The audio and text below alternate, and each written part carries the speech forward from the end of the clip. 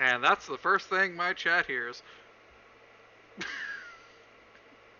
I don't know. Cat didn't do his introduction. How am I supposed to know he's streaming? Because I let the one song play out first. I waited out a bit. Okay. Also, hey chat, hear this. Flunky, go fuck yourself. Go fuck me yourself, coward. I would, but I haven't introduced Arya yet. Kill every. Is my thing Anywho, not updated? Anywho, back to the lab again. My thing didn't update. We're supposed to be on Fatebreakers, not Necrolords. What the fuck? Listen. Now it's on the right one. Back to the lab again. Back to the lab again. There we go. Yeah. See? You don't think I know all of the Cartoon Network songs for the commercials? What are you talking about? All right. Huh? Going around in circles, going around in circles, going around. The fucking boomerang ones too. And on this time. No, Peepaw, calm down. Oh, you can't make it. Ha ha ha. All right, it's time. If it feels for you, it's just a word every day. I got bad things. Go fuck yourself. I didn't even say shit. I know you're thinking it though. I was actually thinking about the music video for that song where it's fucking Ace Attorney. Yeah, such a dedicated fan. Objection.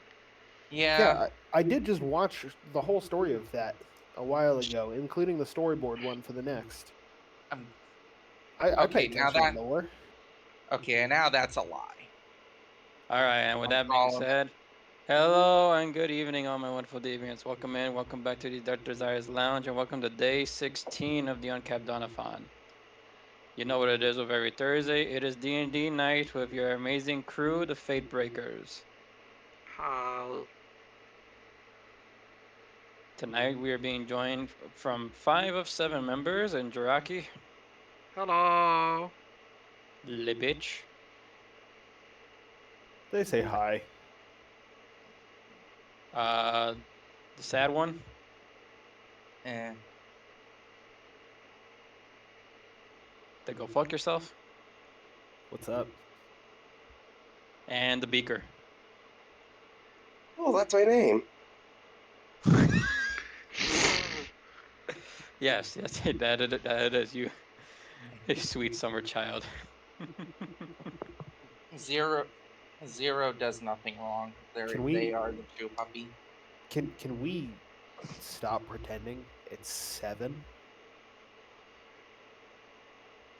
What? It's 8:04. Shrew's never gonna be here, Home Slice. You know it, I know it. Yeah, I'm still holding out for hope. Shrew is with us in spirit. You know it, I know it. Hey, sugar babies, I see you looking. I see you looking too. Why the fuck you looking at me? Lurking, not looking.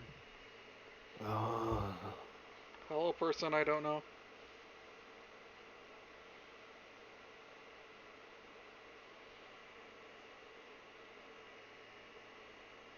Alright, what's the move? What's the play? The recap. Yes. Let me get ready with the recap. Oh, for recapped. Put a cap in our asses. I will. You can't be saying that, white baby. Good lord. You're whiter than me. But... My sugar baby, my sugar honey. Oh, what the fuck? What is that dumbass glitch? I spend all day outside. I'm swarthy. I was outside a lot today. Damn, ain't you fucking special? Damn, you yes, went outside and you touched some grass, huh? I did. I got to touch vines even. Shirtless.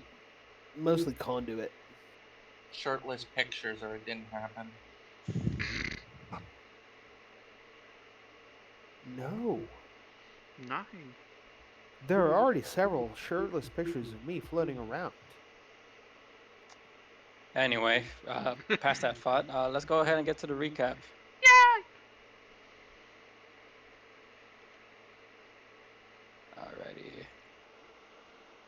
Alrighty. Even though Neko is the one that mostly handles the music, if anyone you know, then, well, feel free to just set the ambience. Anyway, Session 8, Fallen Gods and the Key Players. Last time on Fatebreakers Retold.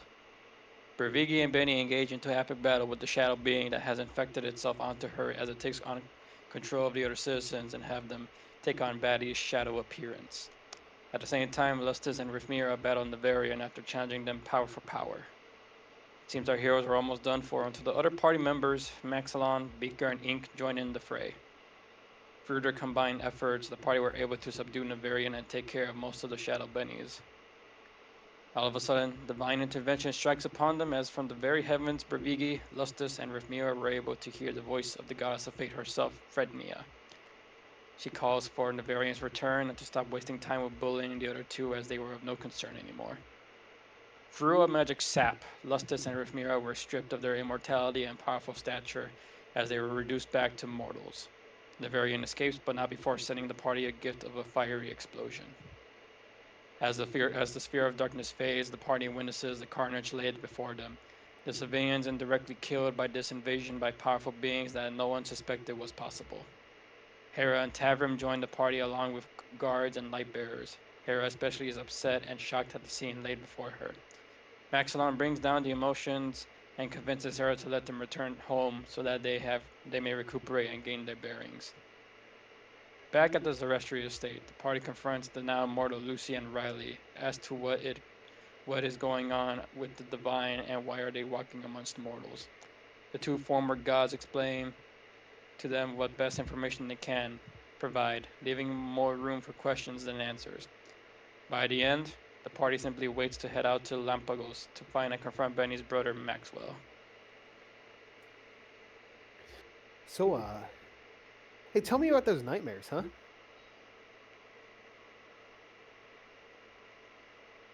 Nightmares? I'm guessing that's for Stag. No. No, Oh, I Navarian, remember. while talking to Lucy, said that handsome friend of yours gonna have a bad night. Oh, right. So tell me about those nightmares. Oh yeah, as you're as you say goodnight after talking with Benny and comforting her, you return back to your room, and as you're trying to sleep, uh, you feel your mind start to like hurt, and eventually you start feeling cold as you are once again thrown into the familiar scene of the battlefield, but not just any battlefield, the battlefield of Frostnir. Only this time you're not alone. You're surrounded by your comrades who are slowly falling one after the other, slowly getting killed, either getting picked off by ice magic or getting severed and surgically separated by precise cuts of blades and whatnot.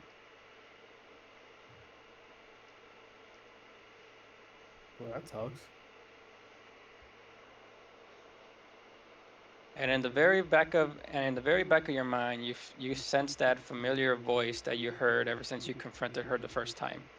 Now sounding like a very bitter echo in the wind. Boy, you really gave me a lot of strength during those times, during those years. The amount of fear in you when you slept, even when you waked, you weren't even sure what it was reality anymore after you were on that battlefield. Can I fight back against this? The DC is going to be high. You need to roll me a high wisdom save. A wisdom A saving Schwisdom, throw. no advantage. A Schwisdom. Just normal? That's a 16. I'm going to say you're off by 1. You're a bastard person. It's a god, damn it. Don't fucking give me that shit. You try to fight it off, and you're just barely there, almost trying to break the threshold of the reality within your own mind, but unfortunately it doesn't happen. As through the air flies about a rain of arrows, which all sink into your body, eventually pinning you down to the ground. And almost as if like in an instant, everything goes silent. As the scene before you, as you kind of like look around from your pin position, the entire scenario just pause. And hovering over you, like some sort of freaky tendril coming down from the sky, is Navarian. Man, you are so easy to sap so much fear out of.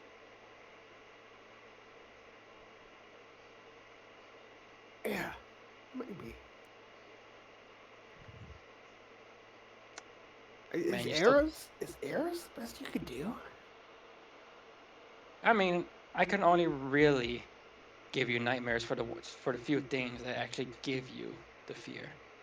I can't just come up with something out of the blue and then make you fearful to it. Otherwise, that wouldn't be technically fair. Oh, you're not very creative then. Don't really need that much creativity to make you scared. No, I meant this sucks. I don't think there's. Whew. Oh, that one's in my gallbladder. Okay. Yeah, and this one's poking at your heart. And she says that she grabs that one and starts sinking it a lot deeper. Yeah. Hey, how's that chin feeling? Oh, you know. And she lifts it up like nothing happened. All right. Again, you you managed to hit my corporeal body, but not my incorporeal body, as the one you see before you. Yeah, I'll change that soon enough. Oh, come on. Oh, Don't come really on. mean that, do you? Be nice to have a good night's sleep. I mean, I mean, having to see your face is nightmare enough. Ugh. Ugh. I mean, God ugh. damn. I'll take that as a compliment, and she kind of gives you the annoying somber boop. I wouldn't. Ugh.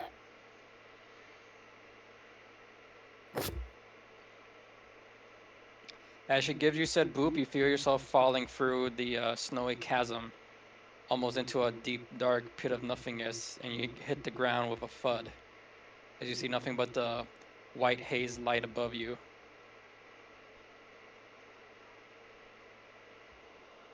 So I'm in a chasm now. Yep. Well, he pulls himself to his feet and starts walking. Can't commiserate in despair, so you just got to keep pushing forward. As you keep pushing forward, it's kind of hard to kind of like pinpoint where it is exactly that you're moving towards. All you know is that like there's nothing really to kind of like guide your path. As you look down, there's nothing. You look to the side, there's nothing. But eventually, you do see what appears to be like a couple of blue and purple crystals in the distance that help you at least guide to some sort of direction. I mean, yeah, keep moving forward.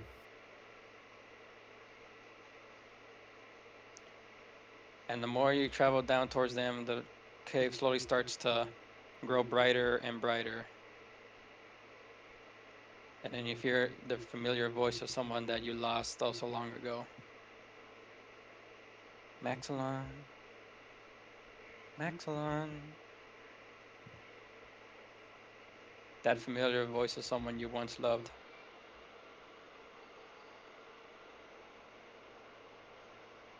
Okay.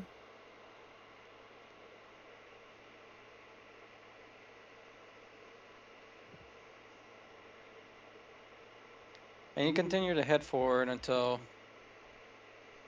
eventually you see embedded within the very crystals that you see before you the image of a woman.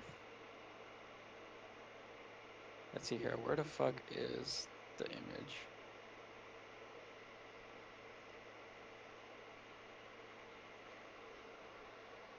Just so I could give this description correctly.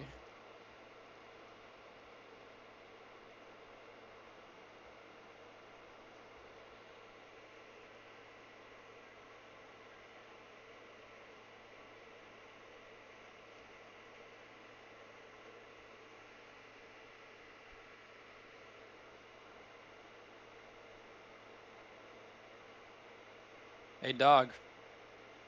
Yeah. Did you not give me her picture in I our swear to, DMs?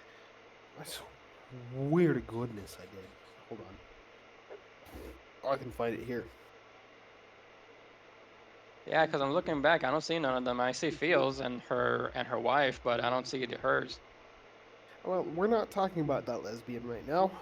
I know we're not, damn it. I'm not saying there's an issue with that, but I know where the focus is. No, I have it somewhere. If I can do.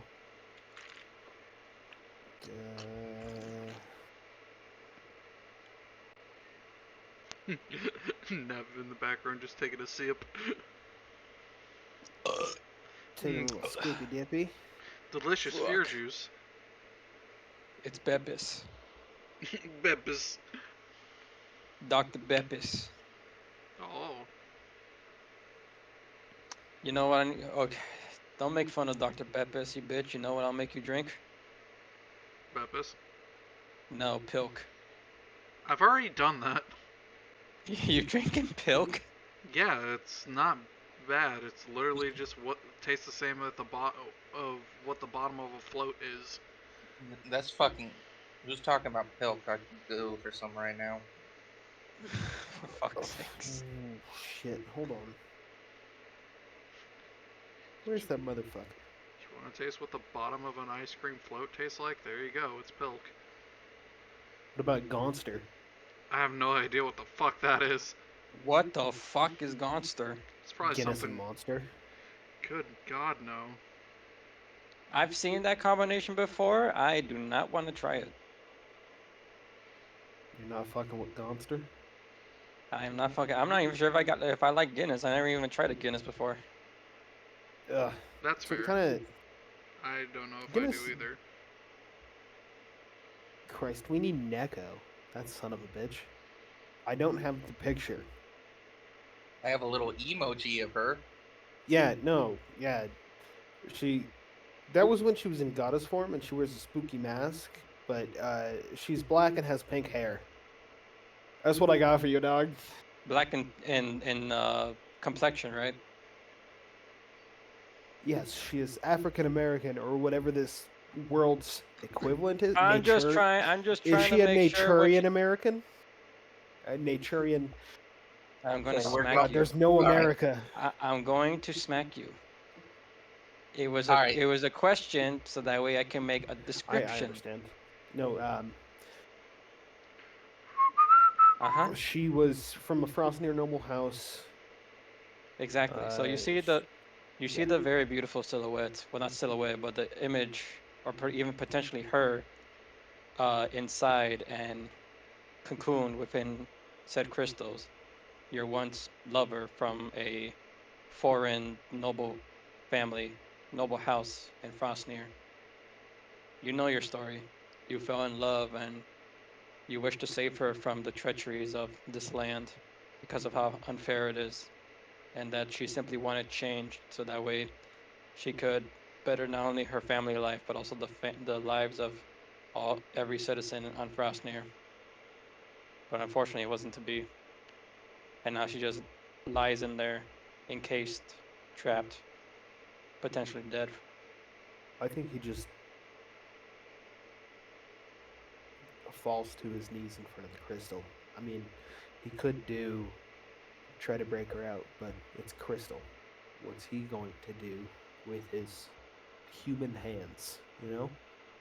So I think he just falls to his knees in front of him. Like I said, you during the war really did bring out a lot of your purest fears, especially this one. And know how that fear became reality.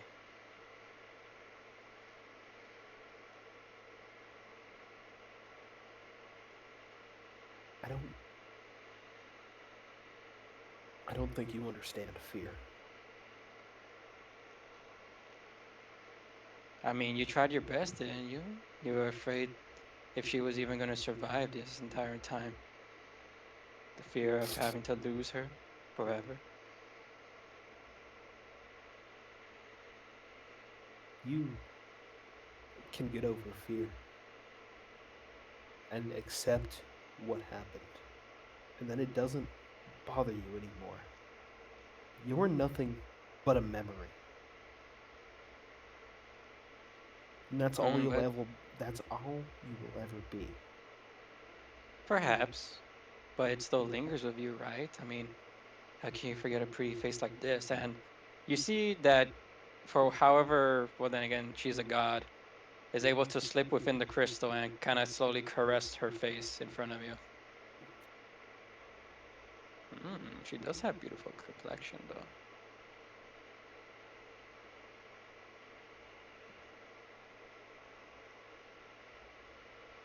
I'm half tempted to do the fucking Dune monologue. Hey, bro, you do you. But or I really don't think that he's afraid of Navarian. What is a bad dream? It's something you wake up from. It's nothing at the end of the day. This is an inconsequential goddess doing petty revenge because she's not strong enough to do anything else.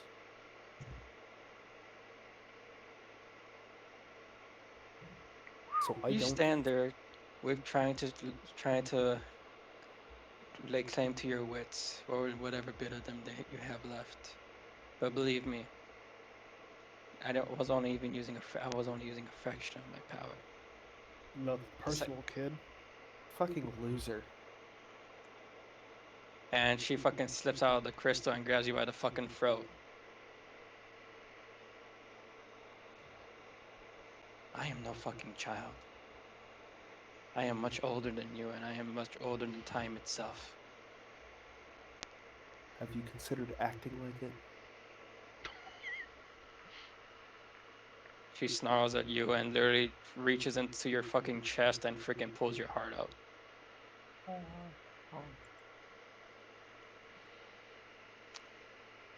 I'll still be there when I wake up. It falls on the floor, and then she.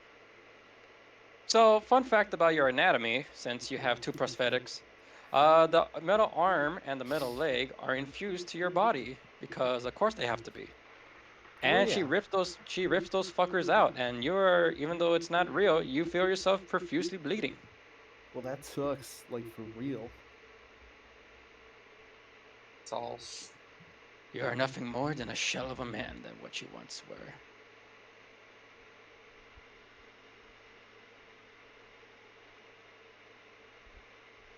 I can accept that.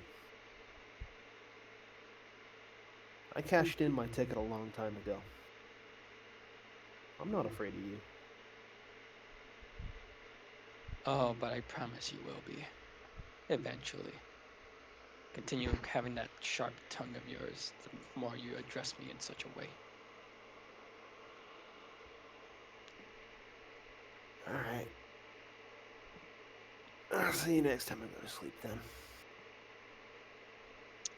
She gives you the little and just fucking ends the dream sequence. And as you wake up in the cold sweat,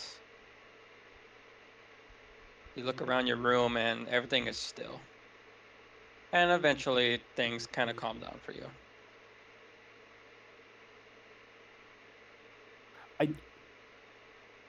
He did feel like actual fear. I mean, this is a god. There's precedent there. Mm-hmm. But you can never let him know. I think Max was trained in such a way and saw so much shit that he just became kind of desensitized. But at his core, he is afraid. Hmm. I see.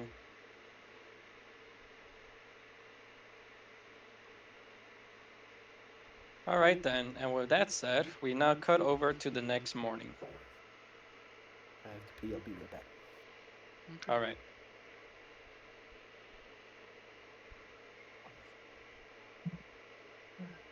All right. So in the next morning, everybody, you all know what you're going to do. You're getting yourselves ready once again to head out for another journey.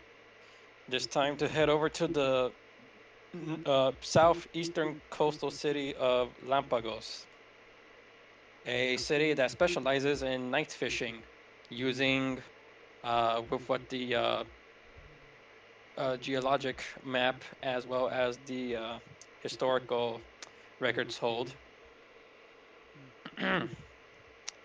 uh, Using glow lamps to attract things like crustaceans and squid.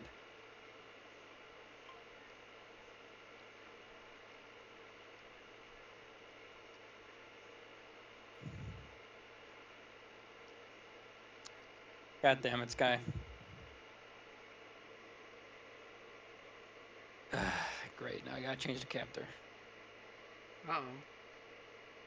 What happened? Fuck sakes. Fucking Sky. Ah, Sky, I love you. Fuck off. Yep. I'm racking up my 3,000 as we speak. You are a little bitch. Ravigi's setting up, trying to get ready, finding out all of his shit doesn't fit like it used to.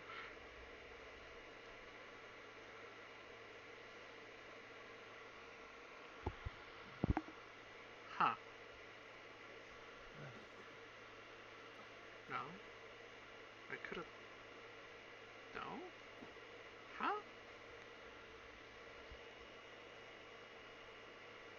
Oh yeah, you gained a foot. I forgot. Gained 2 feet, actually.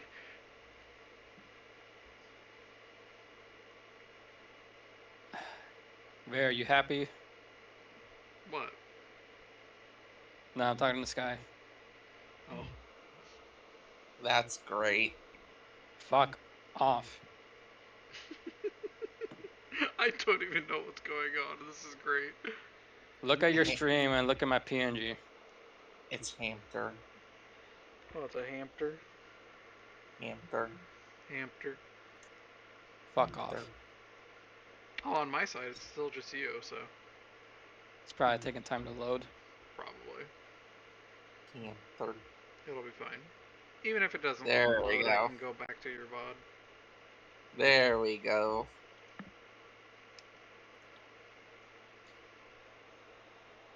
It's hamster. Who's that bug lady behind you? That is Shut. Luby. She reads text-to-speech stuff. Nice. Yeah. Alrighty, so what is everybody's first order of business into getting yourselves ready to head over to the Lampagos? Well, before we go, I guess Speaker would like to put in a request to the head lady of Lytera, the one Flunky knows. Hera or Marigood? Very good. Gar. You want to go talk to Marigood. Mm, yes. All right. I hope it is of importance because unfortunately, you know, it can't just be just small talk. It has to be of some sort of importance. Uh, I'm kind of. I was told that some goblins I knew were possibly locked up in the jail here in Lytera, and Speaker, I feel, would like to see if there was any way to get them out of jail. Oh, right. Yeah. Hmm. And Marigood is the major light of the country, so she probably has some sway. Though, depending if she can help me, that's going to be a thing to be seen.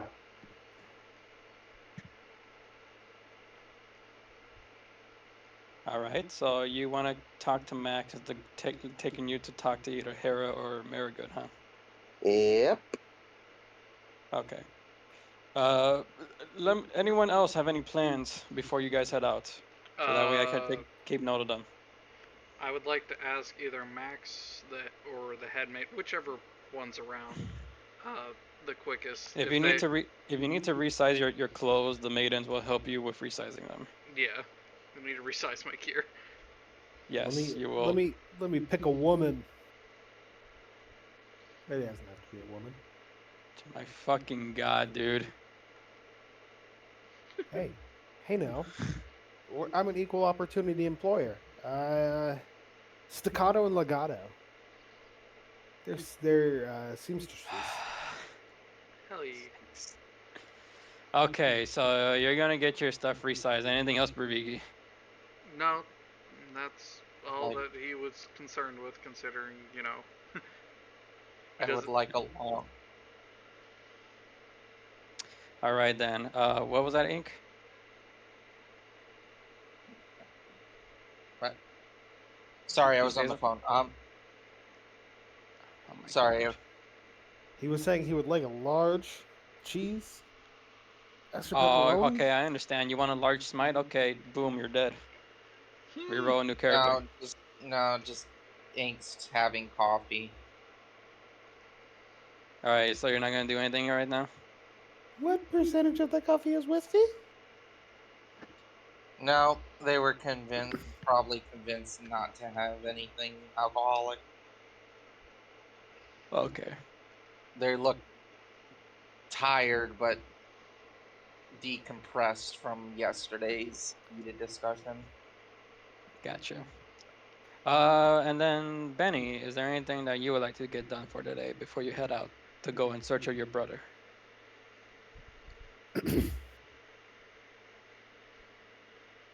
I am looking at the OOC. Merp. Is there anything that you would like to do before you head out to go look for your brother Maxwell?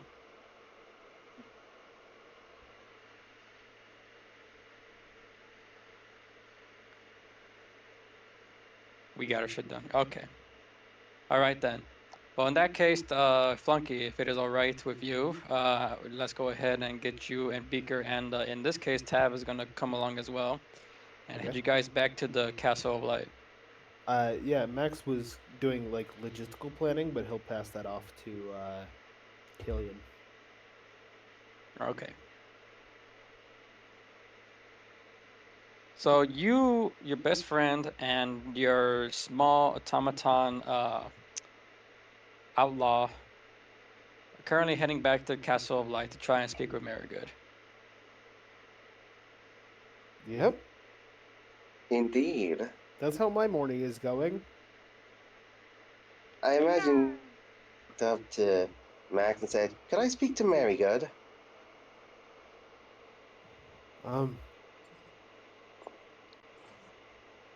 Is it a pressing matter, Beaker? I believe it involves people that helped created me, so yes, I believe so. All right. Yeah, I'll send a runner ahead, and we can head out 5:10. Just give me a Very, few moments to collect my things and get a little tidier. Buff your dome, maybe. very good. They're gonna see. They're gonna just wipe I guess, a napkin from a table and start using it to shine their head. Some fucking fantasy Windex. Fantasy Windex. What? Yeah, they can go ahead and head out. I assume Alrighty, and as this you process has become kind of streamlined. Like we got like a pardon for him in the city, and get up there pretty quick. you'll feel that the light bearers around you are keeping a very close eye on the three of you. More so you, Max, as well as Beaker.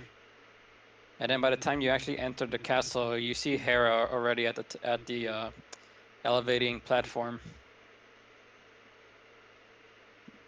Max Miss and on. Hera,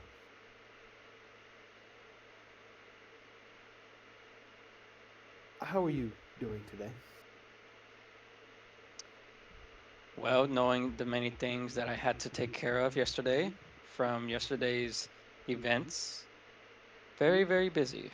And not only that, having to explain to the public about the current things now that everything is coming to light, no pun intended. It's been rather difficult, Maxilon. It's. I understand. And to be Really, fair, and she notices the few of you that are here, like I said, I was expecting you to bring Benarif here.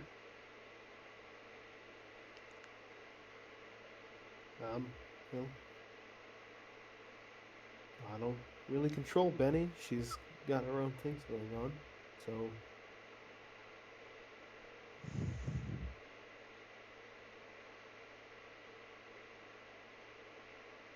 look, Hera, I know things are rough, and we're in a lot more over our head than we should be, but we're trying. We're gonna solve something, I hope. Um, reach out to my family. We will have 200 gold paid to each of the victims of what happened. Oh, don't worry. I already sent for notice to your family already. They've already paid a lot of the expenses. A lot of Yeah, funerals. I understand, Hera. You don't need to drive the point home. Well, anyway, to what do I owe the pleasure on this fine day then? Well, my little friend here would like to speak to Marigood. And he motions to Beaker. Hey, step forward. Come on. On what point? I don't know. Well, she says that to Beaker. Oh, yes. Uh, I believe some associates of mine may be locked in your prison. I I will be honest. I'm not fully sure, as they point at, like, I assume there's still the outline of the crack on their dome from when they were wandering in the woods. No, it's been fixed. I mean, Oh, you were okay. you were repaired by Caleb. All right, then they're just gonna tap their head. I seem to have a faulty memory in here, but so seeing them could help jostle some of my memories. I, if possible,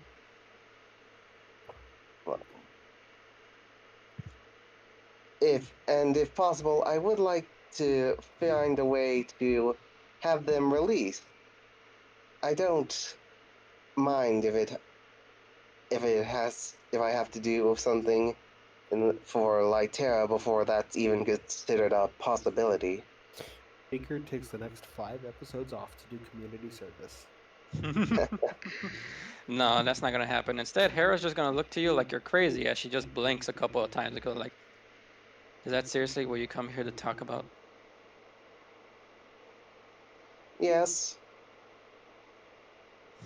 I must. Oh, okay. Listen here, automaton. Hey, Hera? No, Uh, I want to hear this. Do you have any idea just what destruction and things that you and your little friends from the past have done?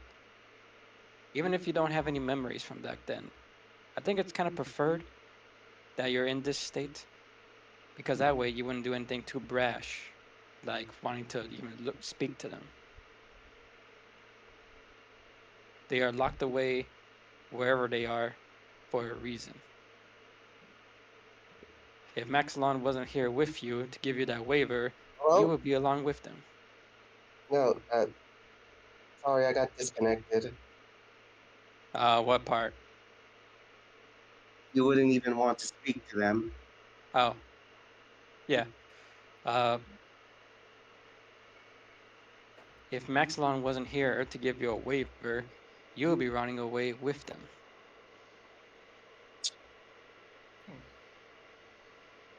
I see. And I suppose there's nothing I could do to potentially change your mind on this matter? None at the least, and none that Her Majesty needs to know about either.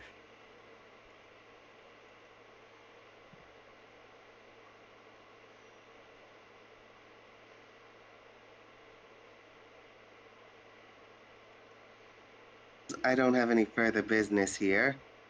And Beaker is just gonna step back toward Max, like keeping eyes on front. He You don't have eyes. Oh Damn. shit. You just had to fucking. Hera, Hmm. let me cash this one in. He doesn't remember anything, and I don't think it's right to let him wander around like that. Can you really fault him for something he can't remember? Rather, if he remembers or not, it's Oh, still no. within the criminal records, which is something that is not going to be ignored. Plot No, twist. hello? Yeah? Hello? Yeah, I Hello? got connected again. You motherfucker. What the fuck is going on, bro? I don't know. I'm switching to my phone. Okay. Well, to put it I simply, think Max is trying to persuade her. I can roll to gamify it. I mean, could I try and help him if he does? No, I think only you because give disadvantage. you would. Yeah. Yeah, you wouldn't help in this case. Darn. If you want to try to, you could go ahead and try to roll persuasion against her insight. You know what? I'm not trying to lie to her. I know you're not. I Alright, wouldn't want to turn him out. I'll go ahead and roll persuasion. Be good. It's a 17. Oh, I'll be fine.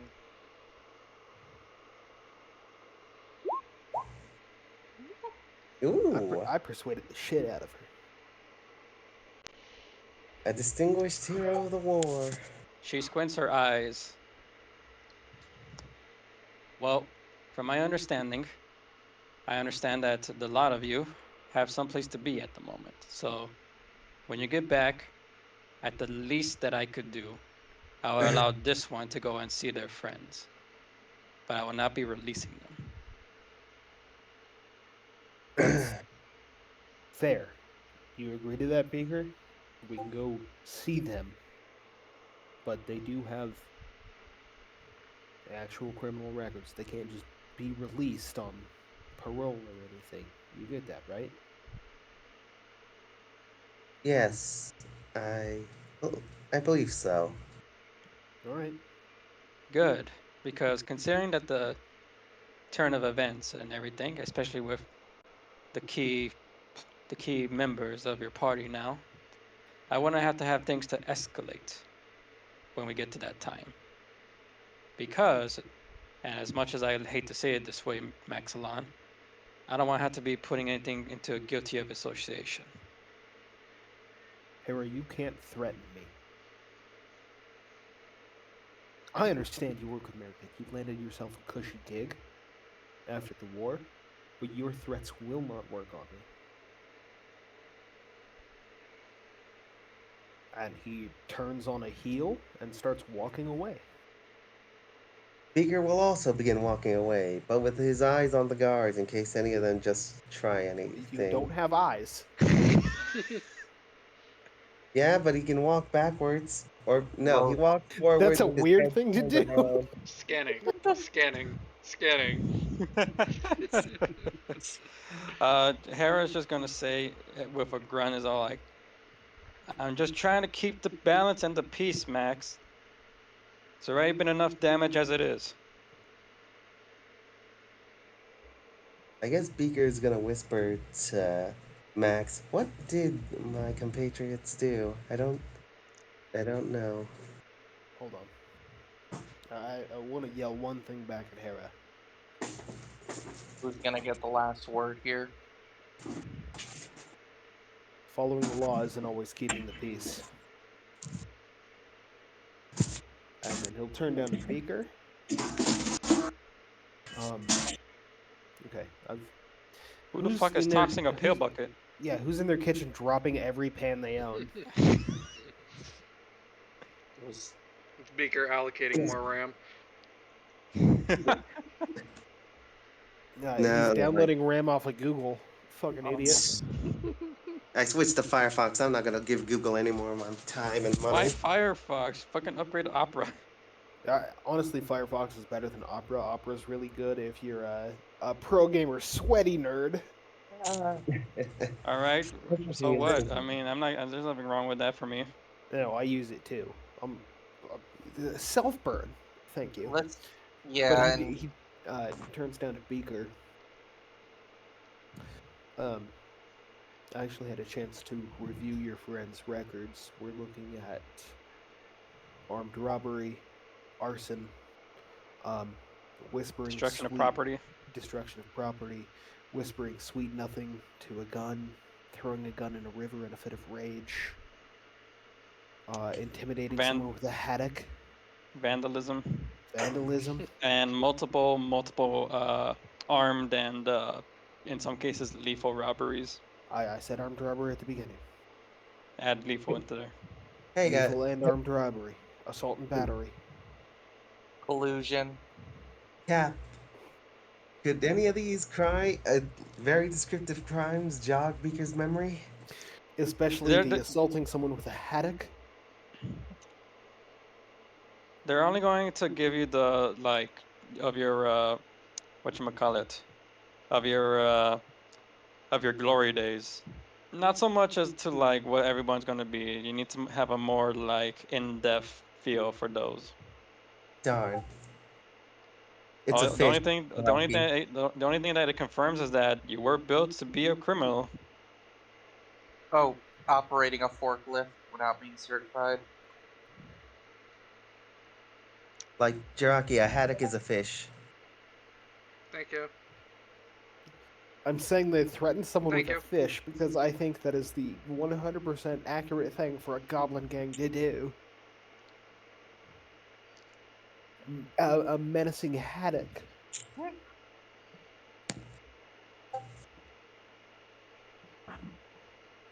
Anyway, so Honestly, that's what you say to Beaker. You said you're gonna say something to her now. No, I already did that. What was it? Following the law isn't preserving the peace. Not always. I'm paraphrasing what I said. Gotcha. She has no comeback to that. As you guys just walk off. Oh man, I'm sure glad Tavroom was here. He was a massive contributor to this conversation. He was honestly just kind of he doesn't know what to think since he was speaking to Mary good. Actually, the entire time that you guys came back together, he's been awfully quiet. Understandably. If you want to talk to him, you can by the time you get back. Alright. Let me do. If Tavroom has something to say, he'll say it. He's a grown ass man. Mm-hmm. At the meantime, he's just gonna stay quiet and he's gonna take a couple of swigs of his go-to flask. It's in the shape of a tusk. Grand. Not just any tusk, a big ass mammoth tusk. Of course Right. it is. God bless him. Grand Theft Hog. And no, we just head back to the manor and I don't know, try to get everybody back together, get in the carriage, head to Lampagos. Like we handed off most of the like logistical stuff, like supplies and rations and stuff to Killian. So by the time that everybody gets their supplies, you all get your bearings. So far, it is the original gang consisting of Maxlon, Inc., Benny, Berbigi, Beaker, Shrew, and now Lucy. Caleb, for Beaker's sake, is going to tag along because none of you can fucking have a mending spell that'll be able to help Beaker. Oh, but I am proficient in Tinker's tools. You are proficient in Tinker's Tool. That is if you roll the dice and the RNG gods are with you, so that way that this boy does not fall apart. Oh, I actually have to. I haven't actually set those. Uh-huh. Yeah, but I mean, oh, fuck, that's not what I meant. Oh, 18 on my first roll. Well, he's Okay. still going to tag along just in case for a while. I don't want to query that shit. That's obnoxious. Yeah. Okay. So Caleb will tag along. Riley, however, is going to stay behind for this time being. I mean, by my understanding, you're not just going to return, right? You're just going to handle some family affair. Or not affair, but business. Hopefully, but things never seem to be that simple. Mm-hmm. I'm Well, I assuming. still gotta get some used to being this whole mortal thing again. You sure you don't want to come with us? I mean, it's not bad to just look around and just enjoy the scenery now. You have the time to do it. You're right, but I think I would rather experience that here where it's safe for a bit.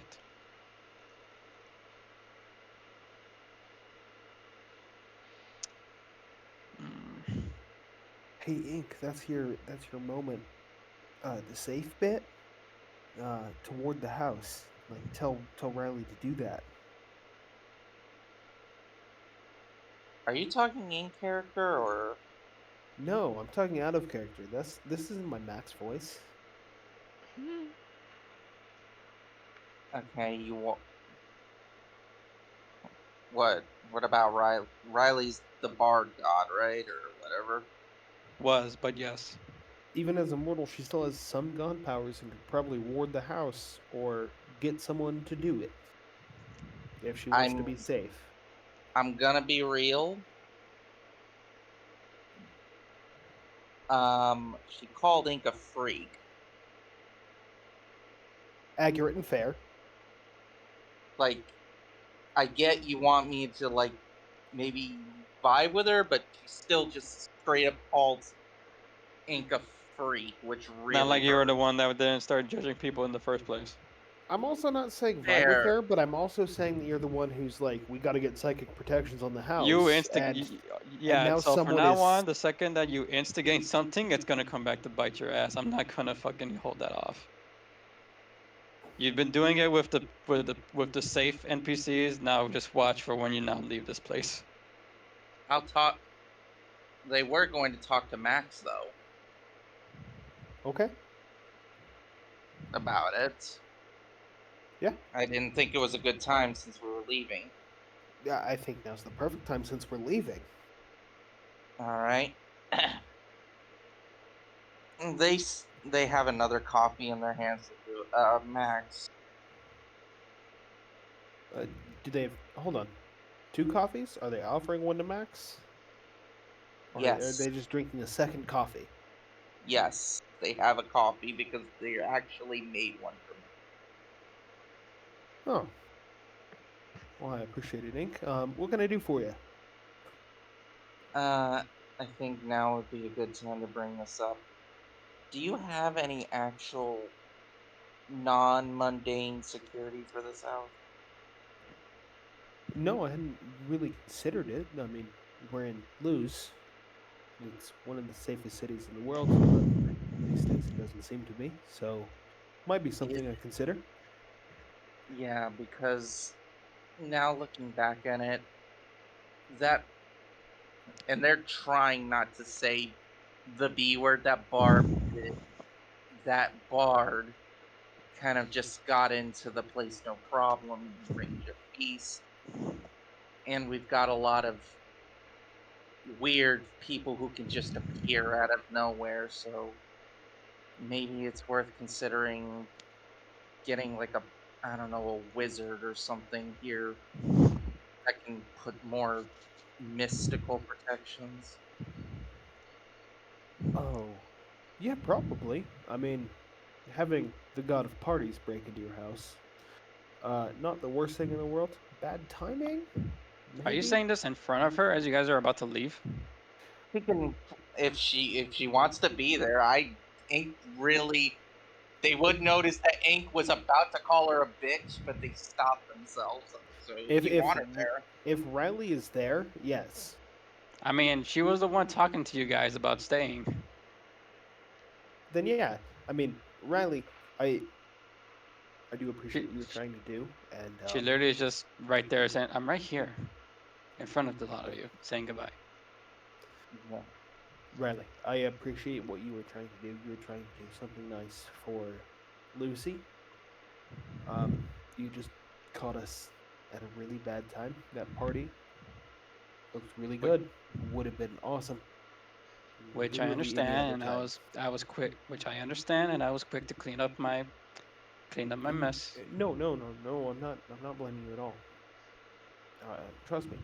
Um, Riley, let me ask you this. Yes. Um, if we were to place wards around the house, I don't suppose they'd protect us from gods, both good and I'm not gonna say evil, but mischievous. Don't worry. I'll try my best to do something for you here as I What? stay. I do appreciate it. Hey, like, please be safe. I wouldn't want to come back and have anything happen to you. I'd feel pretty terrible, and I know I can't look after you all the time with your now squishy mortal body. Hey, what's it like? You pooped yet? That's not really how it works, but okay. Okay. Why did you ask that?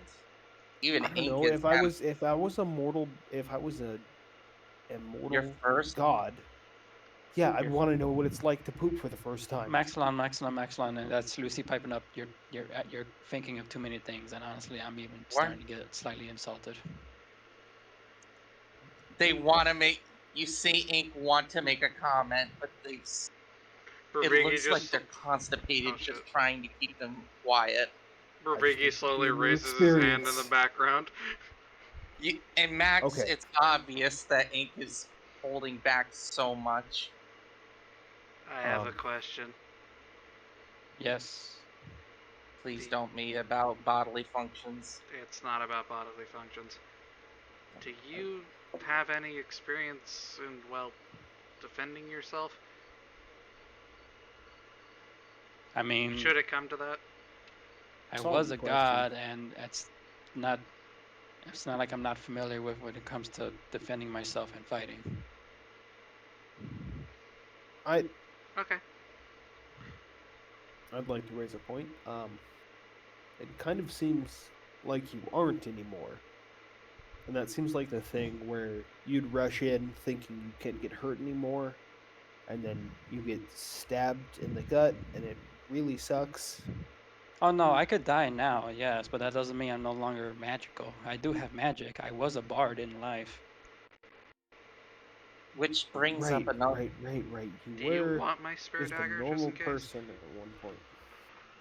That's Which what you are makes the talking to right now, Maxalon. That's what me and Lucy are. That's why we prefer that you start calling us by actual name and not by our godly status because we're no longer gods. Is which makes the comment about pooping weirder since they've been mortal. maybe you forget. Okay, that's not the point here anymore. I just can you take care of yourself? I mean, I could take care of myself, Maxalon. Thank you. I appreciate the concern. okay. If you could work with some of the staff to get warding around the house to protect you and us when we return, I would greatly appreciate it. I will do where I can. Okay. Uh, I'm going to bring up another point here. Yes. So you were mortal, and then you were immortal. I was born immortal, Now you're and mortal through and again. Do yes, you I was since the beginning of civilization.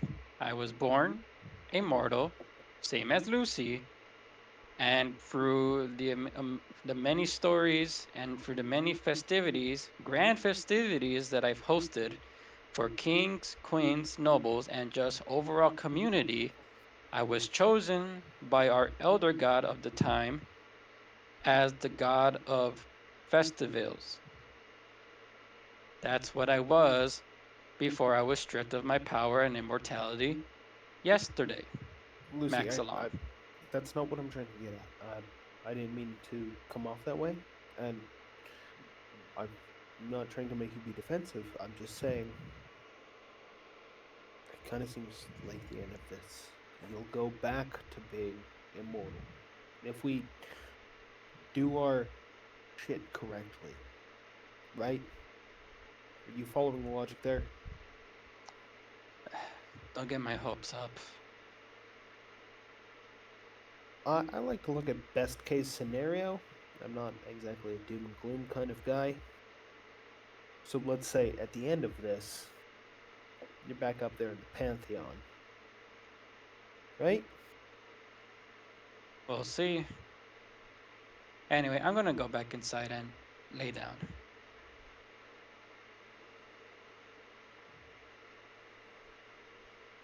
No parties while we're out. We'll be back by 9. Sorry, I couldn't help myself. She's not gonna take lightly to that joke.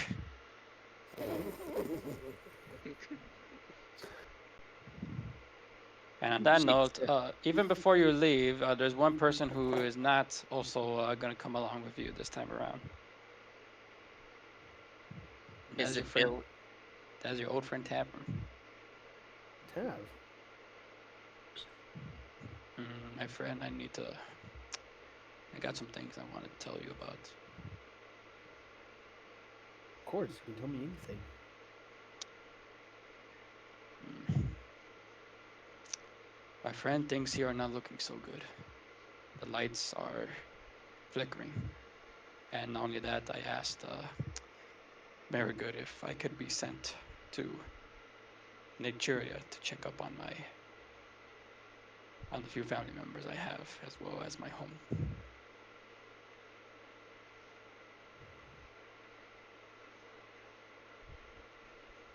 Yeah. I, Um, I will still be here by the time you return, since I I did know. promise Marigood that I was going to be here to watch over her for a couple of days.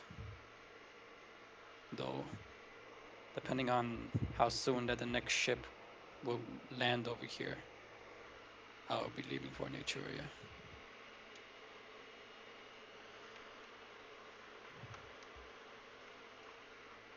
Yeah. No, Tev, you need to do what you have to do. And if you need me, I'll be there. You know that. I just didn't know how else I was to explain this to you, my friend.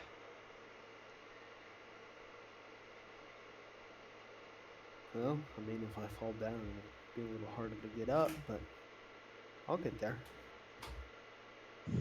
And that's another thing. You usually have my hand and my shoulder to support you.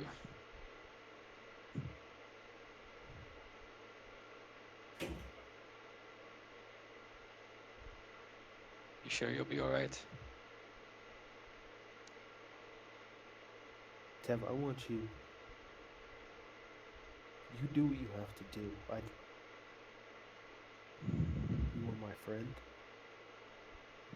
and I love you. I really do, but I gotta learn to get up on by my own sometime. You know? All right then. And then he extends his arm out for that almost like that crusade. That fucking predator handshake. Yeah. Yeah, I mean, we're going for it. You grab him near the elbow. He grabs you near the elbow. Or that too. That works. You know what it's like. On command. Too slow, motherfuckers. Anyway. Hold on. As two rizzled fucking jacked burly men freaking just tightly grab onto their arms as the best bros that they are. No, I grip him with my mechanical arm and break all of his fingers. Jesus. Wait a No, I don't do that. Hold on. Max has mechanical limbs. Yes, he does. Okay, moving on. This All is right, a then. well-established thing. Keep up. All right, my friend. You take care of yourself, all right? Are you still holding the coffee as you're hugging him? Yes. They're not hugging. They're freaking exchanging a handshake. A dope handshake. Yeah.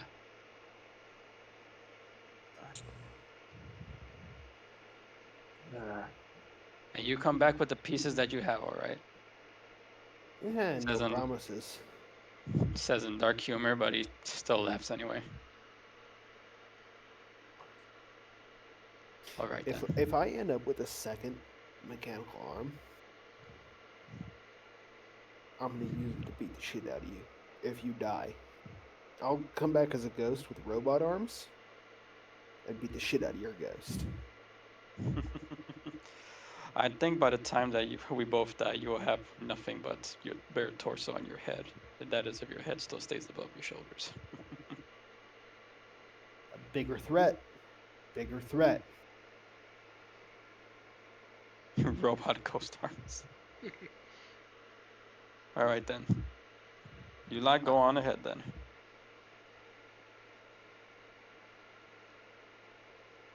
I think And as- Max is absolutely the type of motherfucker to do the Henry Cavill, like, shotgun arm reload. just a swift of the motion. Absolutely, dude. You two are. Or not even a shock. How did it go? Boom, boom. Fucking. Yeah, I got the GIF already. I'm on Exactly. Look at it. Bro, how much fucking wind did that fucking shirt blow through to make that sound effect? Yes. it. Yes. I Like, see. look how fucking jacked that dude is. I used to make popping sounds with my gi. Oh yeah, you can make popping sounds with your gi anytime, but he's not wearing Yeah. a fucking gi. He's wearing a dress shirt, bro. I know.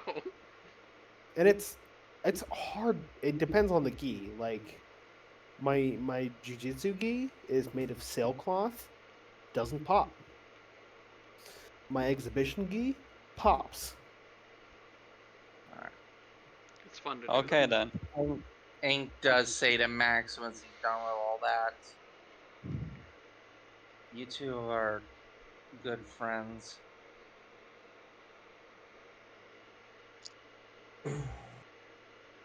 He's more like a brother than a friend to me. We've been through a lot together.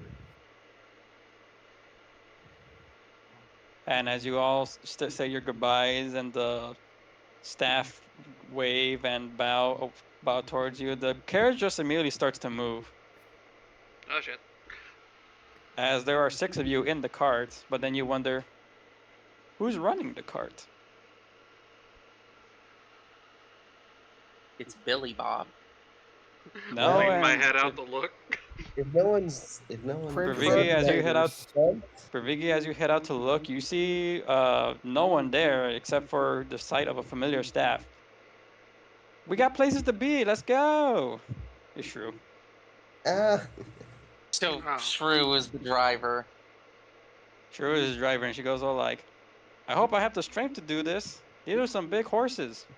Do you have your license to do this? What's a license? Oh god, we're going to die.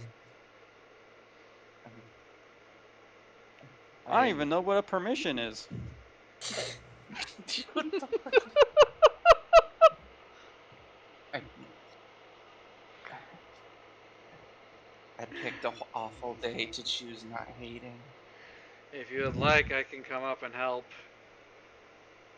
Please. Okay. Shrew notices this, and with her staff, she goes, "Hey, you're in a better mood today, Incubi. Let's continue that happy mood." And gives a boop to your head, and then around you get a flower crown. They just. I need to look. Hold on, I need to do.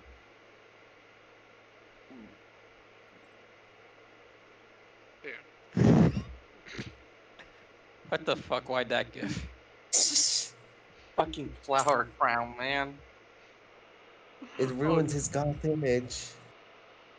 It's Yeah, not they're even. They're they're not even daisies. black. They're not even black, man. Yeah, no, they're white. They're daisies. I want. They want to rip it off, but they're like, thank you.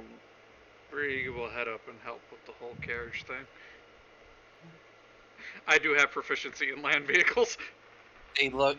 It looks like they want to rage against the machine. Nice.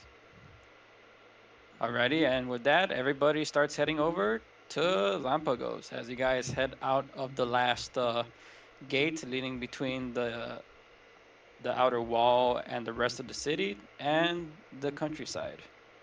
As you all begin to head south. So, what's about Lampagos? Fishing. So Lampagos, like I said, is a southeastern coastal town. It's a town, so it's not as big as Luce, but it's still a relatively decent size. And fortunately, it's not as safe either, with it being so close to the water. But only that, it is a very well known that you'll find a pirate or pirates every now and then. Oh boy. And Axelon, knowing you with pirates, considering the fact that you know for a fact, especially during your war times, that pirates might have been someone on the neutral end with simply gaining favor between the separate battlefields with distributing weapons and supplies. They're Uh, they're they're opportunists. they're opportunists. Yep, they'll take any form of advantage to either pillage, steal, or even just uh, do the most absurd and mundane shit that anyone could even think about. So, in other words, when you're in this town, always watch for your surroundings. Yeah, highest bidder. Alrighty, so depending on how we're gonna do this, I need everybody to roll me a 1d100, please. I'll rock that shit for you right now. Let me So 1d100. That's a 100 natty? Holy Damn, shit, look at that bro. shit. here, I got 78. Alright, that's a the 78, that's still not bad. All That's right, the- let's see what my luck's like. that's the Eh. indomitable human spirit. Alright, You know 48, it, that's a son. little bit more on the low spectrum. Only good things happen to Max. Alright, so that's Max, Brevigi, and Beaker, so we're still missing I straight up think that's the first time I've ever actually rolled a 1d100. nice. We Awesome. still need Yeah. Benny to roll, we still need Ink. Ink to roll, yep. So just do /r space 1d100 in the chat bar. Oh, should we roll for Shrew or nah? I'll roll for sure. 85, okay, very nice. So, meanwhile, so Damn, 99 for sure. Damn. All right, let's see. I can see who rolled 20 favors. Alrighty, so the last thing we need is just Benny now to roll 1d100. Benny.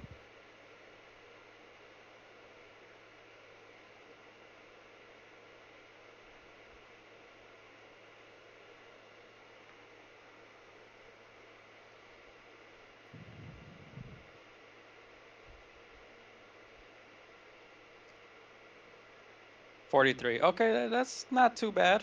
Just 7 below the average. Yep. Alrighty. Considering the fact that you guys rolled very high, and especially just flunky with that natural 100. Shit. I'll say that the trip only takes you about 2 days, as you manage to find very simple shortcuts that lead you towards your destination a lot faster. And with that being said, the time that you spend just looking over the landscape, you find your trip to be rather pleasant, with no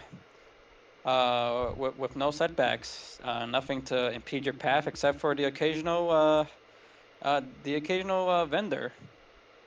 We find a field of flowers and frolic in it. It's very nice. Yeah, you fucking camp out in the field of beautiful flowers. You meet a very nice bugbear who gives you a honey pot. Nice. That's You s- dope. uh, I am adding that to my character sheet, by the way.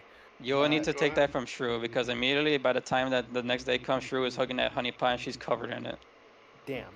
Oh. Oh, she's a sticky little gerblin. Love her to death. Yep. She's drunk off of it right now. She's sleeping. She's still fucking sleeping. No, good for her. God bless her. Now someone else has to drive. I can drive. All right, so Berbigi's driving while who's gonna take care of Shrew? Because Shrew, there's no seatbelts haven't been invented at this point in age. So the second you bump, she's I gonna land in the fucking. No, yeah, I imagine they're it's a like lot like National Lampoon's Vacation. We just tie her to the roof. Oh my I god. mean, Beaker could help. True, he's made of metal, and they're about the same size, so he could be a nice counterbalance. But are you gonna be able to withstand the stickiness that's coming from that honey? Considering the fact that the second it touches your metal, it's gonna be really hard for you to wiggle I any can sort of press part. the digi. We have established Fantasy Windex. Also, I have Okay. Well, prestidigitation. Bervigi said he did have prestidigitation, so we're So do covered. I. Prestidigitation. God, I So gotta make my redneck wizard character. Between me and Beaker, we can clean 10 square feet. so when we get to Lagos, what is the plan? What is what? Oh, what's the plan? Right. Okay. I'm guessing you're saying that in character. In character, yes. Okay. Real quick, I just want to say, just to kind of cover these 2 days, you have good night's sleep. Like I said, the first night you meet a friendly bugbear who hands you over a honey pot. Second day, you head over, you get closer. You actually see the city off into the distance on a hillside. It's just a couple of hours more away. And you go down and you happen to be greeted by a friendly family of merfolk. It's very strange to see merfolk out the water, but they are in this case, and they hand you over fresh, which is this fantasy versions of po' boy, uh, basically fried fish between two sandwich buns and homemade sauce. Or Delicious. coleslaw? We got pepperoncinis on there. Like, what's the deal? Are we talking like? Yes, you have fantasy Like coleslaw, and you you have said, you said very. fried fish. Are we looking at catfish? Are we looking at some scrimps? Are we looking at crawdads? Like, let's get real deep. I don't into this fucking know what fantasy kind of football. fish is in this fantasy. Sure, we'll do catfish. Yeah, it's a river Catfish, fish. no. Marlin, tuna. No, you don't waste marlin and tuna on a po' boy. It's called a poor boy It's a for a po' reason. boy, yeah, bro. The fuck you using Clearly tuna not. and Marlowe on a fucking po' boy? You don't Might get like a don't know the salmon or rednecks a I know. trout. Yeah, I mean, like, yeah, Catfish, maybe rainbow bluegill. trout, bluegill crappie. Like you do sunfish fillets. Fantastic. I mean, Cuddles, no and offense, but you're the furthest. You're not gonna touch the level of redneck that this man right here has on you. Remind me he of when is, I used to he go is fishing. true. Boy, you can't straight up touch me on this. Little Anywho, mud cat. Oh, I love my cat. again, Okay, bro, Fuck. shut up. You're making me hungry. anywho, Ink asks either Benny or Max since they're the home turf. So, what are we going to do when we get there? Yeah, mean, because it's not exact. It's not you you exactly. you say home turf, but like this is a continent, and we've just traveled from. We went south. You said so. We've just traveled from Idaho to fucking Arizona, entirely different regional things. We don't know shit. Mm-hmm. Well, no, I have. We're playing a game. I have a skill. I have a history skill. You do, and that's a Give me very that nice. recipe. But like I said, are Yeah, we? what is the plan? Considering the fact that there's not really much that we know about this. And if I remember correctly, there's nothing much that you remember or you know about this, right, Benny? That's Lucy talking. um, I mean, I was thinking we could do a bit of information gathering, but I mean, we made it. We made this travel in due time, but how do we know that Maxwell is even still here? We'll just have to find out. I mean, I can tell you that the city's main exports are dried kelp for weaving and seafood. I mean, but we'll have to. Uh, Beaker,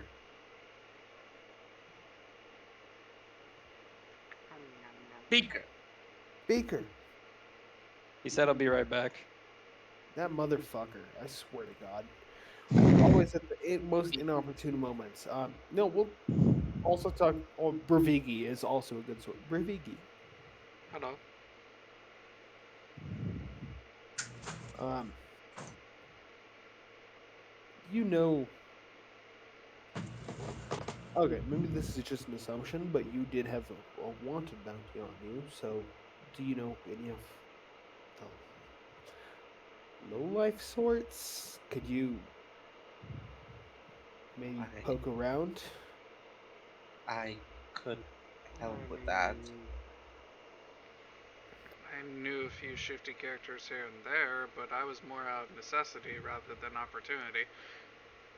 I'm a literal telepathic. A telepathic and a criminal are different, considering the fact that you've also never been to the outside world, outside of the heart.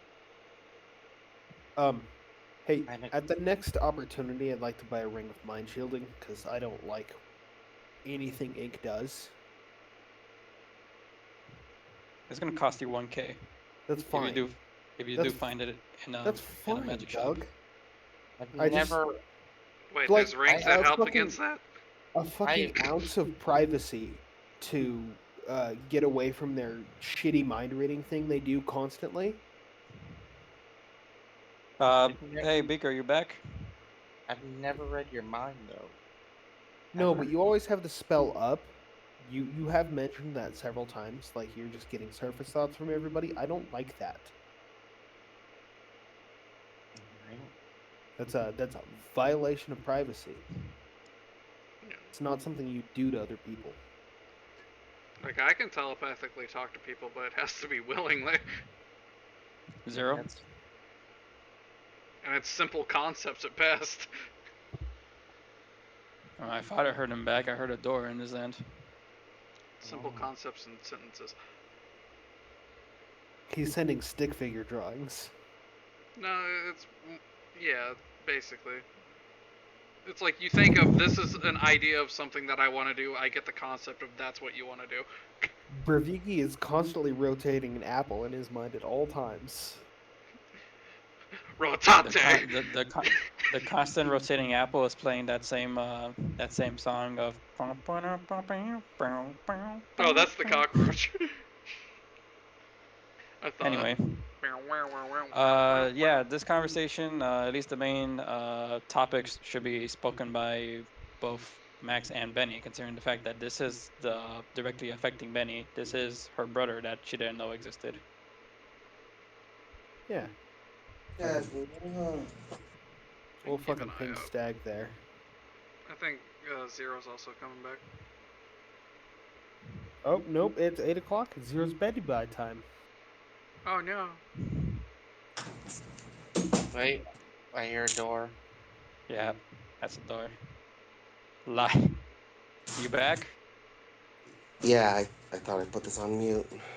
You okay? I had to take care of something. That's it. That's all I'm gonna say. Okay. You had to poop real bad. No. Well, the Maxilon had a question for you. All right. Um, hey, Beaker, I mean this in the nicest way possible. We need to get into the low lifes of the city, and I think you're the best equipped to do such a thing. We need to find out where Maxwell is, right, Benny?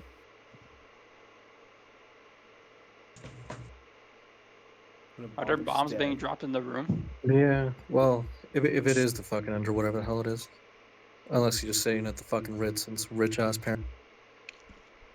Well, in that case, I'm prepared to deal with that, but I think we should multi-prong attack this, you know? You mean split up and search? I would prefer us to do it in groups of at least two. All right. Understandable, Bravigi. You have been accosted on the streets, and another person would be beneficial to you.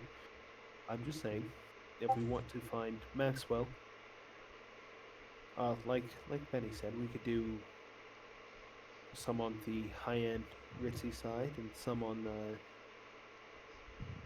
the underbelly of the city. See who has information, meet back up, and find out what's going on.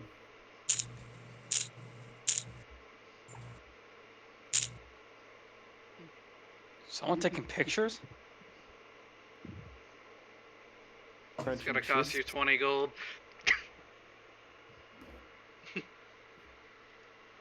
20 gold for a 5x7? I'm not paying that.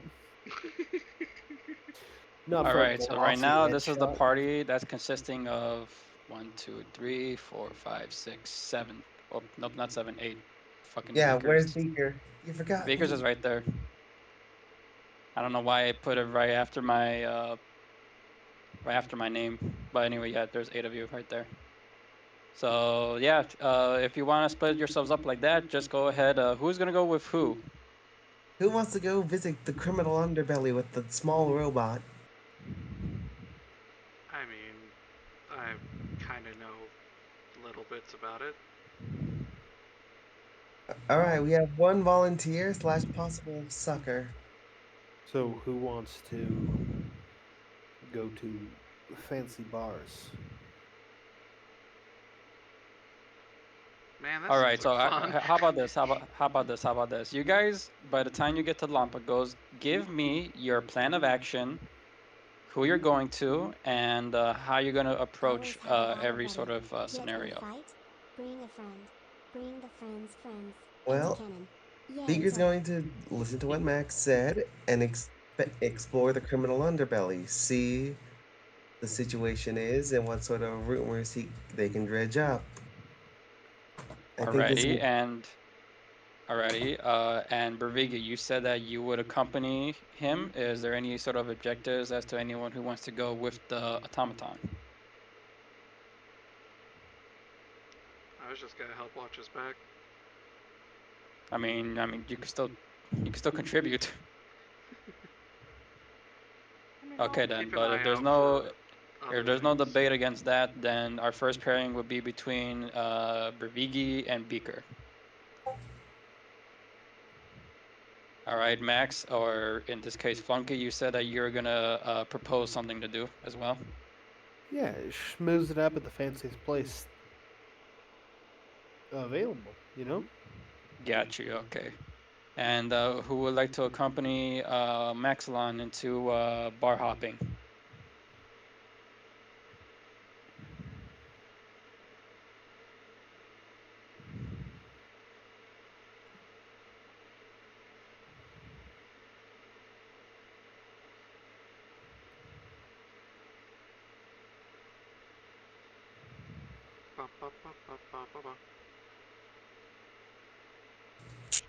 Ink or Benny? I'd imagine Benny. I don't know, maybe Benny wants to slum it. I'm not gonna make Benny's choices for her. No, I know. I'm not either. I was just imagining, considering, they got the experience of, working at a bar.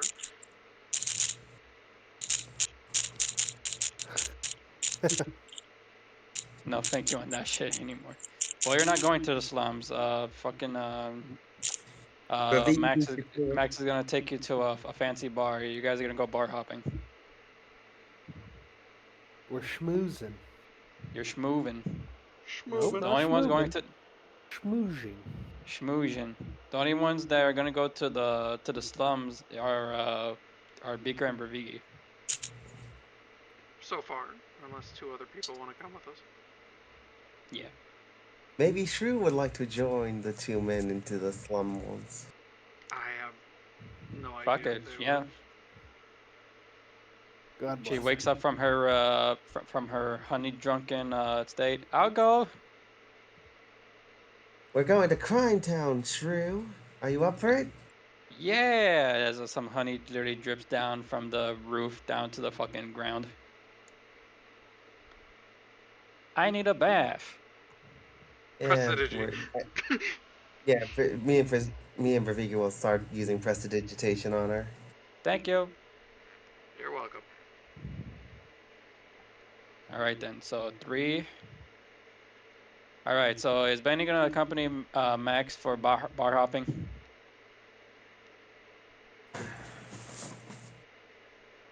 Again, Benny is not going into the slums. You guys are gonna be topside on the, I guess, on the main level of this town, and simply trying to get as most from the locals as you can.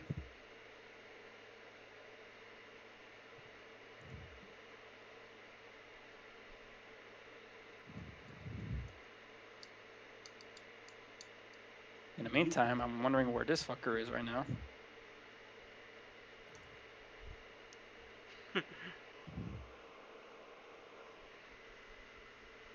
Hashtag the Crimson Fucker.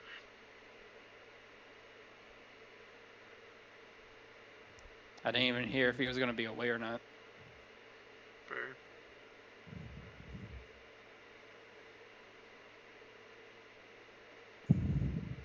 Mark Uh, said popping. Sorry, Sorry, I'm back. Alrighty. All right. So far we have the group of Beaker, Bervigi, and Shrew going together into the slums. I'm assuming Benny and Max are gonna go bar hopping, so that leaves you with Caleb and Lucy to try to find a way to get any information around the town on the whereabouts of Maxwell. What would you be doing in order to contribute and try to gain that information? It, it doesn't matter. I'll go wherever.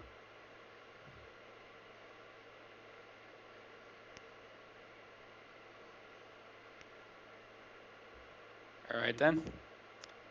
Well, if that's everything said and done, then we'll go ahead and by the end of the second night and as morning arises, you all eventually find yourselves now pulling up to the coastal town of Lampagos. Woo! And like I said, it's a smaller town. You don't see no grand buildings. There's no absurdly large light.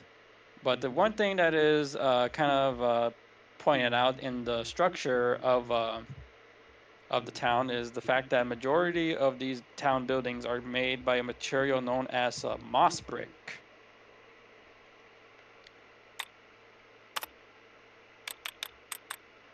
I'll put that down right here in the group chat, or let me the group chat the roll 20. Moss brick.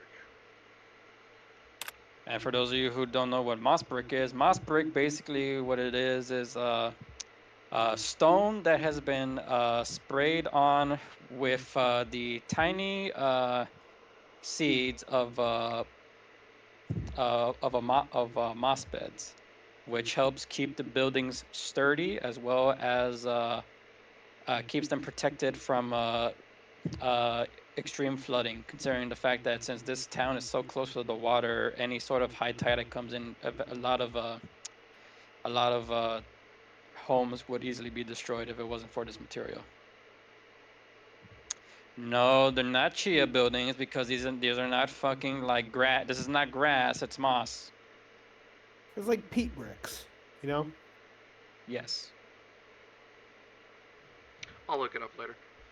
Also, fun fact: there is a guy in Mexico who took up some washed up seaweed and made a new building material that is ever so extremely resistant to natural disasters such as high coastal winds and tidal waves. And he made it all with seaweed. Once a day, I found out. The more you know. Boom, boom, boom, boom. Exactly. So the buildings, for the majority of their foundation, is made out of moss brick, and the lanterns that you see around are glow lanterns. As you see inside of them, resting within like small jars within said lamps are a bunch of glow worms. Ooh.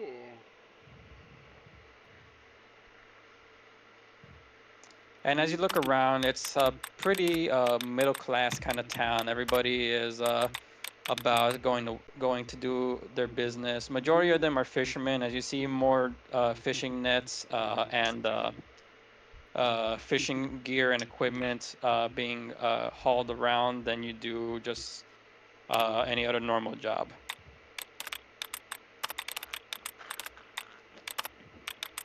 Ooh, who's slurping? Ugh, sorry, I can't. I can't. It's the pepper. It's too powerful. Weak. Fuck Your off. bloodline will not survive the winter. I guess I'll have a bloody. I guess I'll have a bloody wedding then. Good. Ba, ba, ba, ba, ba, ba, ba. Anyway, uh, Reigns of Castoria starts playing. let us go ahead and let us go start off with Bruvigi, Beaker, and Shrew as you all begin to split off into your respective groups. Yep. So Beaker, how are you gonna lead your companions around to try to find said spot you need to be at in order to perform your magic? Hmm. All right. I it would first off, is there anything I would need to roll to try and find a place that looks like there'd be criminal elements?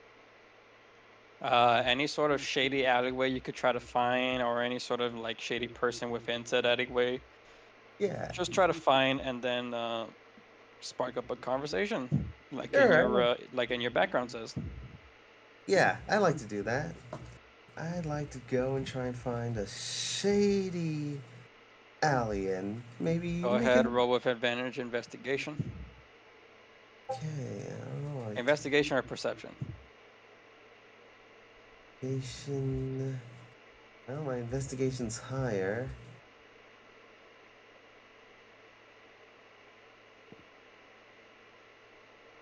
Come on, brain in the jar. Don't fail now. Don't fail. 14? All right, 14 is not bad though, as you eventually do find a pretty shady alleyway. Beaker, what the fuck is that sound? Why does it sound like paparazzi? I don't hear anything. It's It's coming from coming your from end. your mic. Oh. Oh, yeah, like I said, I'm on my phone, and when I type, it still is a clickety clack. That's what it sounds like Oh. when you type? Yeah, watch. Oh. What the fuck? I've never heard that before. Hold on, I can turn it off. Like, it's a sensory thing. Oh, okay. Yeah, I have I vibrate. was wondering, like that sounds like a bunch of paparazzi flashing their Polaroids, or that sounds like freaking a typewriter. Yeah, hold on. Do you hear this now? No. No, Yeah, you're good. yeah, I turned it off. Okay. So you eventually find an alleyway, and when you go through said alleyway, you see the familiar, or not familiar. You see what appears to be a kenku hiding underneath a staircase. Which, what you think is a staircase, is actually just well, you're about the same height, Beaker. He's literally hiding underneath a 3-step step ladder. Alright, I get. Just 3 steps. Pat, pat, pat. Okay, Beaker's gonna look to Bravigi and Shrew and say, alright, I think this is our guy. Just keep an eye out while I go and make conversation, okay? Alright, you This got is it. really shady. Why is it always like this? Because people don't tend to look in the dark because they're too scared of it. Well, Also, yeah, the dark is not nice. There's no sun Don't out worry. here. Where's all the sun? Look at my good berries. Mm. Okay, Ravigi, I think you're gonna need to watch Shrew to make sure they don't wander off for for sunlight. will do. All right, Just, I'll be over here if you need me. perfect. You got it. Beaker's gonna go and talk to the Kenku. Max. Leash backpacks. I actually have an image of that, but You anyway, just want me to tie a rope around us? no. Alrighty, so you go up to this kenku, okay? I go and say, "Hey there, pal. I'm a bit lost. You see, I'm new around town, and I could use a friendly face to help guide me."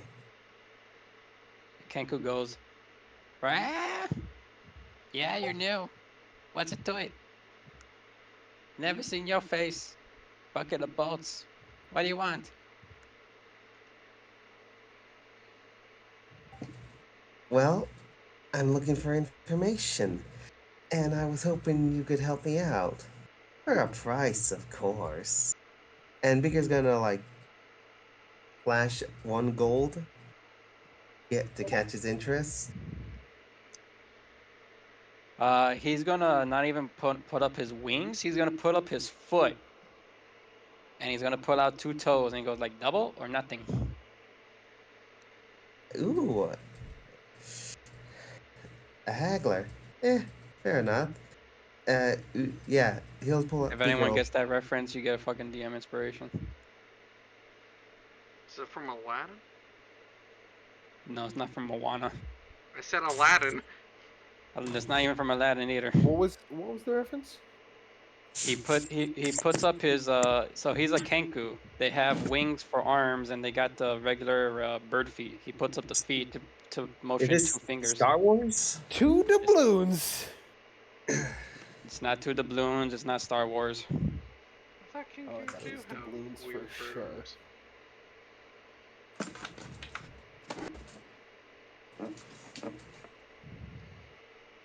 I feel like I should know this. Alrighty, so you give him the 2 gold and he'll take it. So what do you want to know? Right?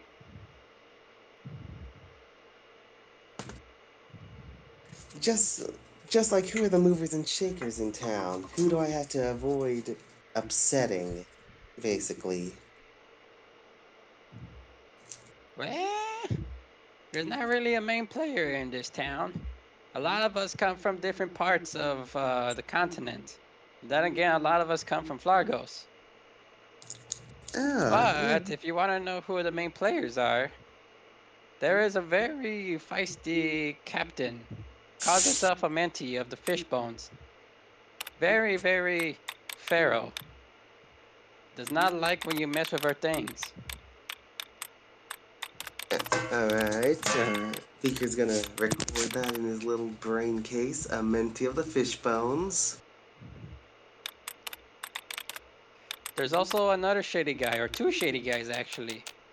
There's a fancy guy who comes from the capital up there. Something Wagner. Last name Wagner. All I know is Wagner. Some sort of scientist, he says. He's some sort of magic tech guy. Always has his hands out when making deals with another guy. He says he's from Frostnir. Something Cillian.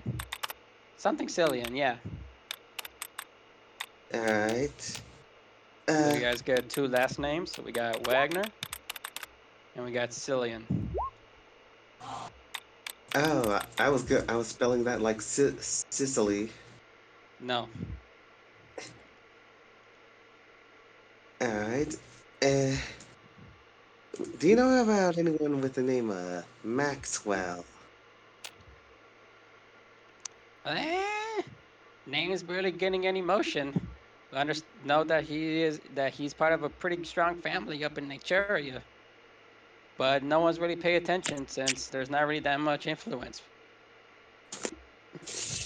Yeah. If you want to know more, there is an underground town. An underground town, you say? Yeah, it's the first entrance to the Underdark, so you'll find a lot more drow there. So it's gonna be even more nasty than what you see up here, right? Ah, I wouldn't say that. You look like a charming fellow, mister. Right? I don't have a name. I was born an orphan. Hmm, hmm, that doesn't seem right. Everyone needs a name. Do you mind if I Don't give start getting you... don't start getting ideas, eh? Eh? You're not my dad. Nah, but I can be your friend. You provide me with good information. It would be nice to be able to repay ya. And then with a name to call upon you if I need more information. Eh? Maybe. But then again, I'm not really interested unless the moment calls for it. Just know that when you're looking for this underground city, you're trying to look for a pretty rundown shack. It almost looks like a janitor's closet. Damn it! That's one of the easiest entrances you could find. Remember, it mostly houses drow and goblins. Maybe the occasional kobold, but mostly those three species. And then anything else in between you find. It's a pretty shady place. Right? Sounds fun. Thank you, Mr. Kenku. And Beaker's gonna walk back over to Bravigi and Shrew. He's been holding Shrew's hand. Shrew is just like nervously like fucking like shaking right now. She's like doing like the fucking jitters with her knees. She's like bending back and forth, like just trying to like stay calm, but it's not working. There's nothing to fear, Miss Shrew. When can we get a respectable goblin business owner?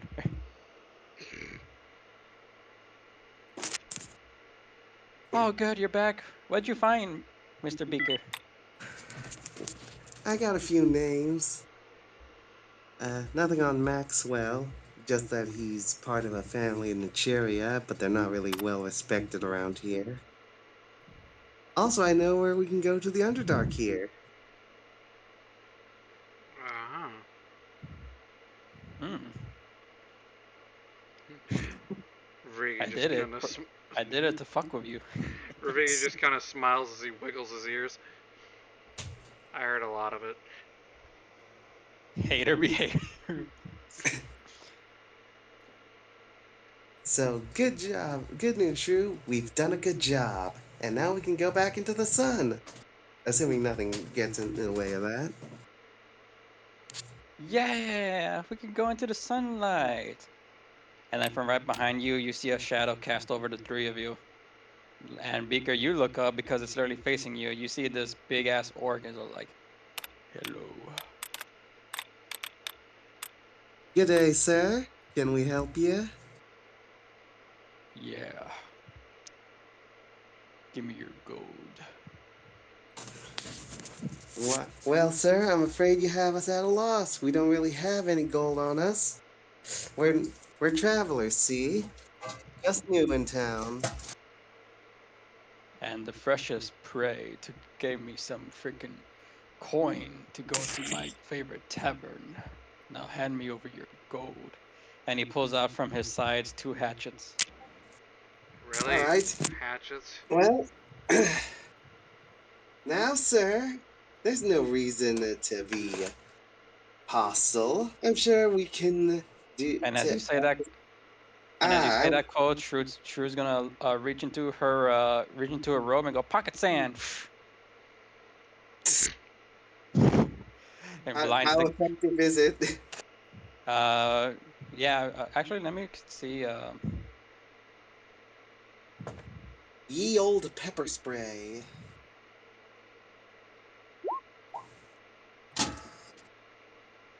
Oh dang! You got about 5 seconds to run. All right, Bravigi, pick up Shrew. Pick up Shrew. We're Already running. on it. Whoop, whoop, whoop, whoop, whoop. As we're going past his orc, can I stab a dagger into his foot? Go ahead and roll me a 1d20 to see if you have enough time to make a swift action.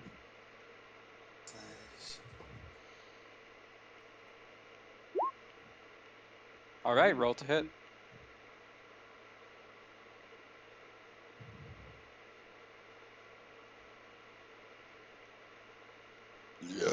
Fuck. 15. Yep. And you stab a fucking dagger right into his foot. Arrgh! You three twerps when I get my hands on you. Good luck catching us, wide load. Shrew just goes, you stick her tongue out. Most Wait of your until plans involve the us motherfucker running finds around. out he's got bigger friends. So what? We got a max. He's probably as big. Dog, you do realize that the max in this campaign compared to the max in the first campaign is not the same person, right? Yeah, but this one has a gun. Fucking good point there. That That motherfucker is brought a good hatchet point. to a gunfight. Yes, he brought a hatchet to a gunfight, but then you mentioned friends, and you imagine a freaking race that is superiorly taller than you, as well as stronger. And the fact that you only have range for a certain amount of time, by the time that it does escalate, what are you gonna do? Smith and Wesson is the great equalizer, and I have the gunner feat, even if he gets right up next to me. Don't worry about it. All right, that's true then. All right then, so we'll go ahead and turn now to Benny and Max, who are going to be beginning their bar hop on the more brighter side of town. Absolutely. All right, go Oh. ahead and roll me an investigation or perception to kind of start your search. Can I use my passive, which is 16? All right, that is fair. We'll go ahead with your passive then. All right, so you look around, trying to look for the first bar you see, and you actually do find a very well-established bar with a pretty swan in the middle of a lake that is simply titled the Swan Song. That's very pretty. Not what I expected from this town. Yeah, we head on in. And by the time you walk in with Benny, you find yourself to be welcomed by a very upbeat environment. I forgot about this fucking picture. Yeah, that's the inevitable outcome. I always knew it would come to that's true. That's our true. I still need to get art of Max with all of Shrew's babies strapped to his arms and legs.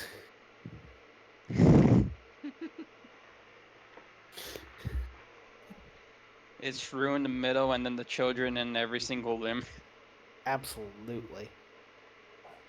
Anyway, you and Benny walk into the Swan Song, and you're greeted by some upbeat. I wish we could maybe change the music for this point, just to kind of set the tone. Yeah, Some upbeat and fantasy jazz kind of feel. I like Is there jazz. some light jazz? What are the fucking bot room controls? Hold on. I can do this. Delicious tea. It's the bot room. Hold on, I have a song for this. Spotify. Search.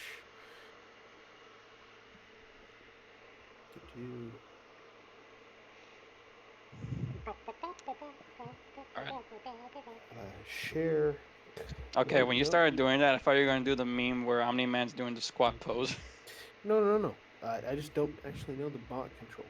Oh, me? No, I was doing Termina from Legend of Zelda. Oh, okay. Where's the bot room? Welcome back to Termina. We have quite the dilemma. I don't see it. Am I missing the bot room? Where's this motherfucker at? The bot room? Yeah, someone tag me where the bot is so that I can put on the song. Well, it's not a bot room. This is where it's at, right here. Yeah, where's the bot and where do I give Relax. controls to it? Here, I'm pinging it right now. There, did you get 2 pings? Oh, music room. I've got that shit muted. Yeah. Why do you think it's there? Because it's the music room. So, fucking. Does it work with Spotify links? It should. Play, and then we'll copy paste here. Oh, fuck me, that worked. That worked. Let's just go ahead and do M.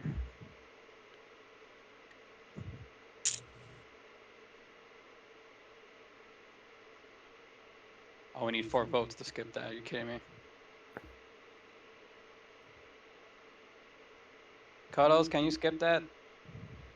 Or anyone with mod access, can you skip that?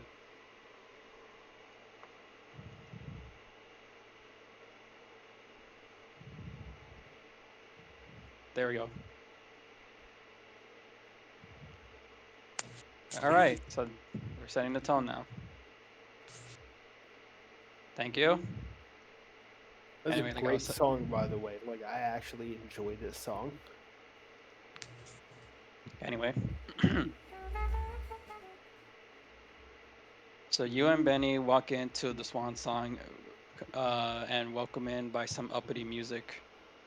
And yeah, it's a pretty well-renowned establishment, as majority of the people here are either on the higher spectrum of the middle class or even just of nobility. They got autism. Okay, Sorry, I Big really Dog, you don't. said spectrum. I can't stop it. Don't worry, I'm on a How about spectrum. this? Okay, I'm just at a loss for words as to how you came up with that, but okay. Because I'm on the spectrum. What's up? Well, I am too. That's just why I don't have any words for it. Yay, we're all neurospicy. I hate the term neurospicy, but that's not the point here. We're in a fancy bar. Yep. Just have ink be anywhere. I don't care. All right. And so, what are you gonna do? You see a lot of very wonderful gentlemen, as well as some very classy ladies, especially in their beautiful gowns and everything like the sort. Well, first thing to do is get a drink. You gonna sit down at a table, a booth, or you gonna go straight to the bar? Straight to the bar. Alrighty. So you and Benny walk over to the bar, and you're greeted by yet another human. Hello, sir. Good day to you, madam. Welcome to the Swan Song. Afternoon. What Can can I I get do started for you? What do you think, Benny? Whiskey Royals? Yeah, 2 Whiskey Royals. Yeah, if you would, hun. Very well done. And immediately, with like no hesitation, not even waiting, he goes ahead and brings out all the stuff. Now, describe to me again, is this drink shaken or stirred? It is shaken. It has an egg in it. Gotcha. So he brings out all the proper ingredients. Make sure to Go put them all go in and the start cup. his. You need to shake it to emulsify the egg to counteract the bacteria in the eggs. Mm-hmm. I don't know if It's that's how it works. It's alcohol. I don't think it's it's fine. It's an important emulsifying process. Anyway, He starts shaking your guys' drinks, and then almost magically, he goes ahead and puts in 2 glasses in front of you, puts down some ice cubes that he spins within the glass, and he gently pours you your drinks. Enjoy. appreciate it. Thank you kindly. No, if you don't mind, I was also hoping for some information. Yeah? Um, Yeah, you come sinking something from this place? The 2 of you seem like you're not from these parts. no, I'm from Rockwell, and I heard a friend of mine was in town. Frostnerian, named Maxwell. We're supposed to do some business dealings. He's got some vineyards that he's looking to sell, and we're able to parse out the details of that, but I haven't been able to find him. He raises You an eyebrow at you before he kind of like huffs. Huh. Maxwell? You're friends with that stud? acquaintances. Well, let me tell you this. You might as well just find yourself some new acquaintances. And why's that? The family that he's in is not really within its. They don't have their footing within these last couple of years. At least that's what I've been hearing. No, So he's no, been. I understand that. That's why I was looking to purchase those vineyards, because their family is selling things on the cheap to try to make up for their losses recently. You trying to lie? Yes, I'm trying to lie. Real deception. Okay.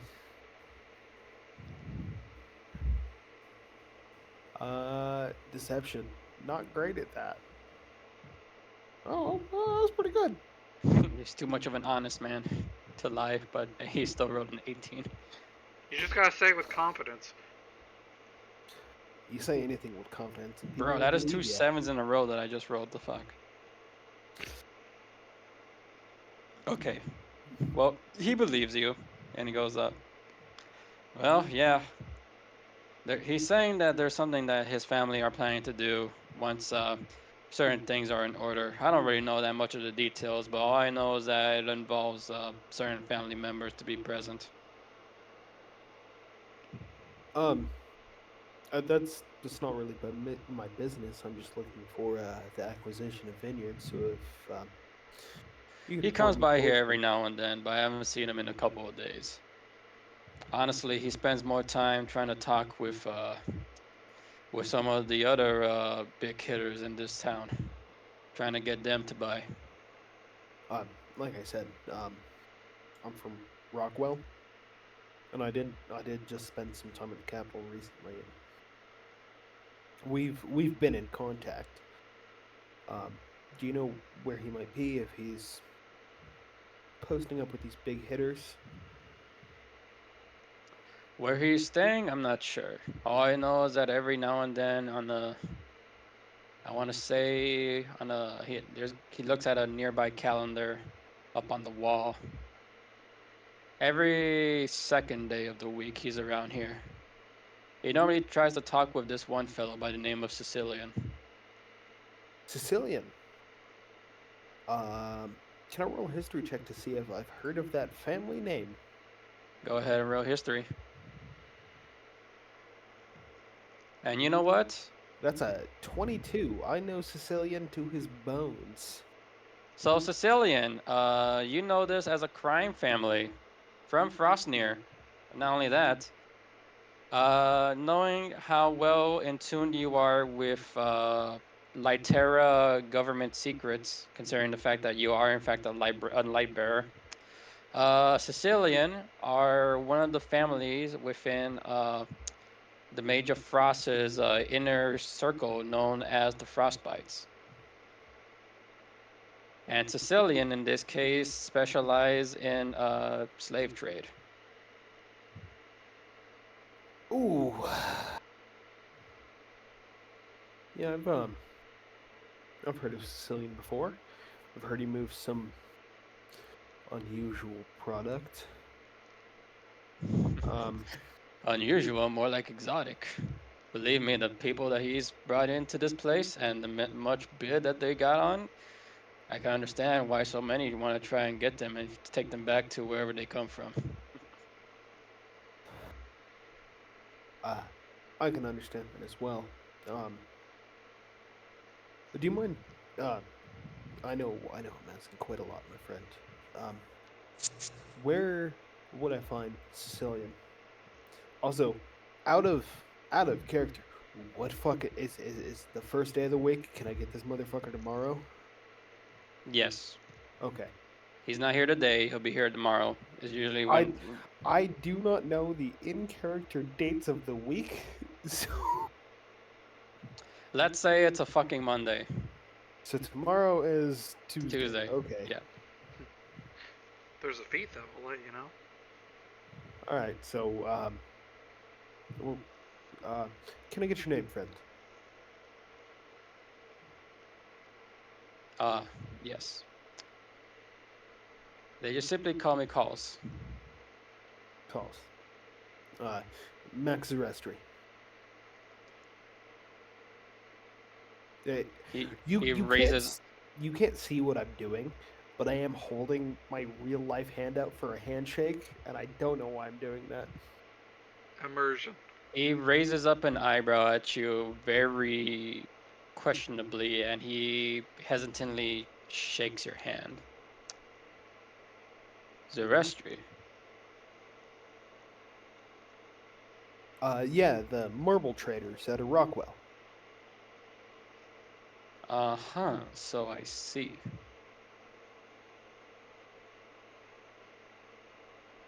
Yeah, All right then. is there a Well, problem? no problem at all, no problem at all. Insight. Go ahead. Oh no, he's telling me the truth. One rolled one higher than you. Yep, he's telling the truth. Nothing that he thinks that you're bullshitting him, or nothing that he knows about you for sure. Yeah, I'm sure he doesn't know I'm a light bearer and the Which, chillest by the dude ever. way, it's probably best that you don't show that status in this town if you haven't hit it in already. Yeah, but again, Max is honest to a fault. I'm playing into my character. Yeah, I understand. I'm just I did saying. feel bad about that lie, that little fibbing I told that dude, but it worked.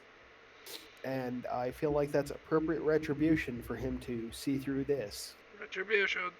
Well, if you try to find Sicilian, he usually likes to hang about in the. If you want, there is a manor that he owns up in town. He likes to host a party almost every night. I don't know why. Um, I'll put in my invitation then. Well, not an invitation, but I'll use some context to let him know I'm in town. And I do appreciate it, calls. And I know he leaves a good tip, like 5 silver. He'll take it.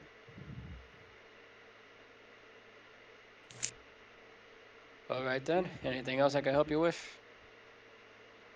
No, I think we'll just enjoy our drink, right, Benny?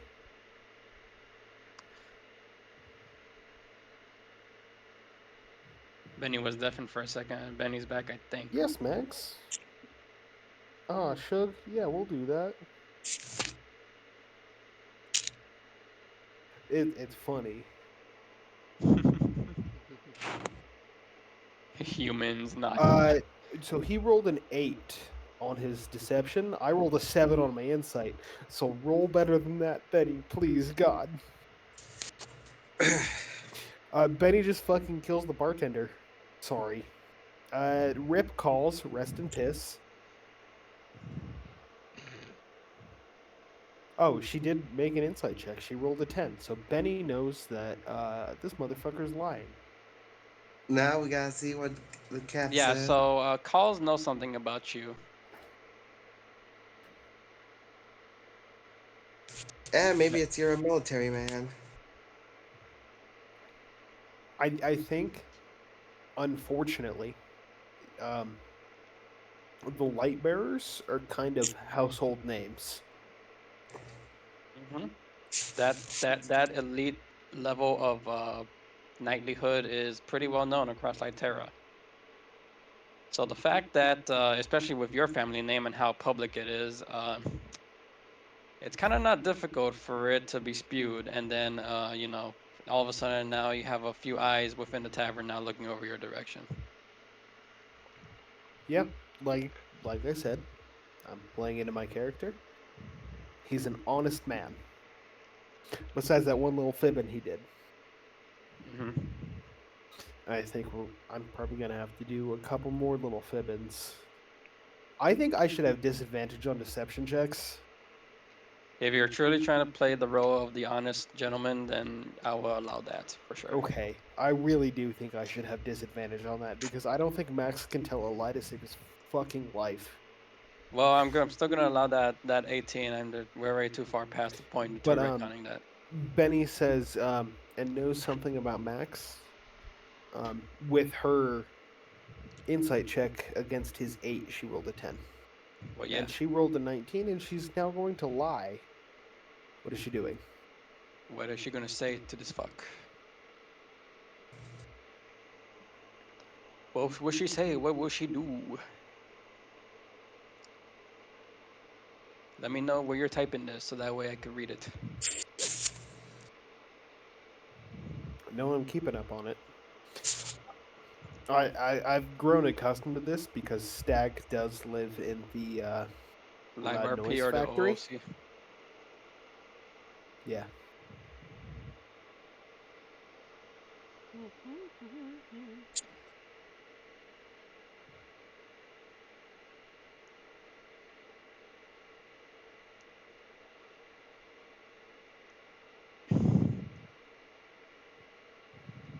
The fuck? So I just want to remind everybody that you guys still have leads to try and pinpoint where exactly Maxwell is staying if you want. So once again, you could try to split up the party again if you want later in the night, either down into the undercity of Lampagos to try and find some sort of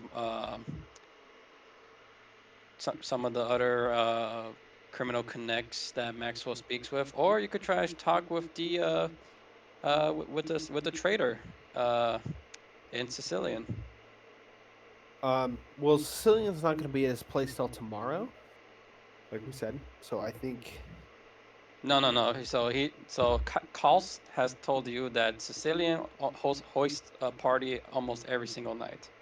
So Benny says, yeah, hun, we're good to head out. Mind sending a word if Max swings by? We're related. Not a lie, but we're lying about what kind of terms we're on. Time to head out.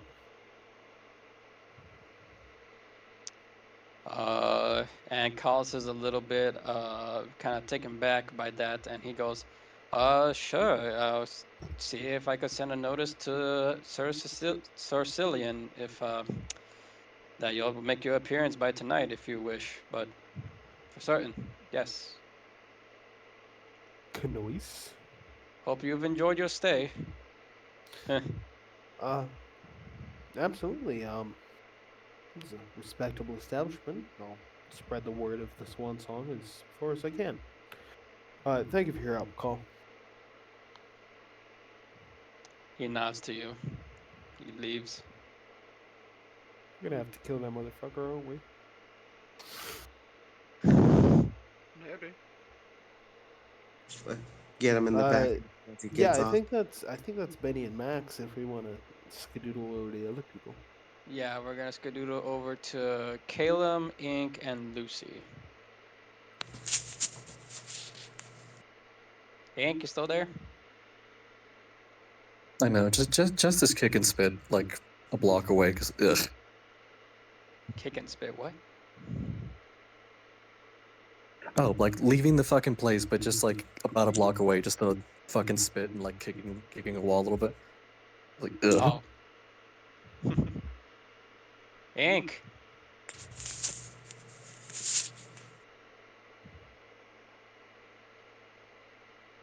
DM Uh, to Cuddles. they said just have ink be anywhere. Oh.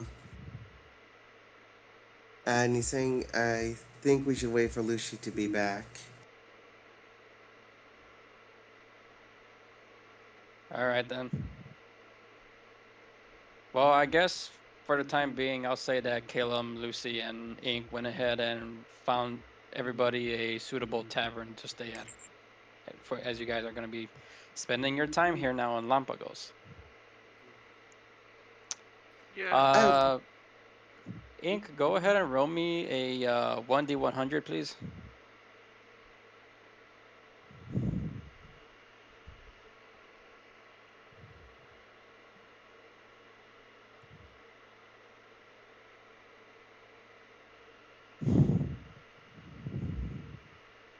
Oh,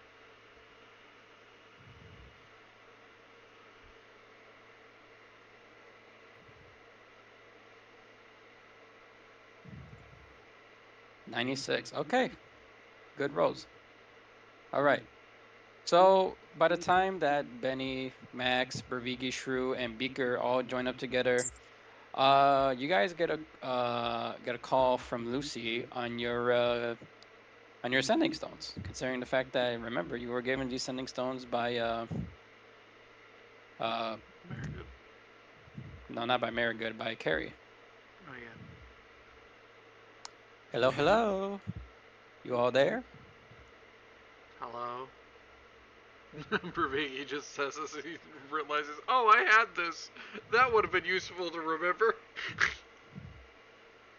Yep. Remember, yeah, you guys do have sending stones, so you guys could technically still call each other.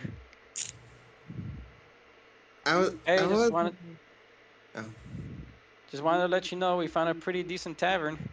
It's in the good part of town, so we don't have to worry about uh anything jumbling us. Well, that's good to hear. So head on over to the northeast quarter. We're in a tavern called the Pillbug. Pill. alright. Sounds fun. Yeah. Cap, Yes. I want to ask, do we need to roll a stealth check to make sure we aren't tailed by that or- orc we left in the alley?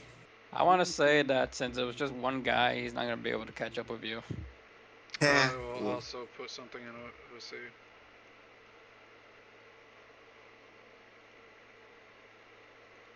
Okay, now we can't be surprised. Yeah. I have alert. Ah, okay. Alrighty. So as you guys approach the Pillbug, it is literally almost like a crescent-shaped tavern because it is literally shaped to be in the form of said crustaceous insect, Huh. just without the legs. Neat.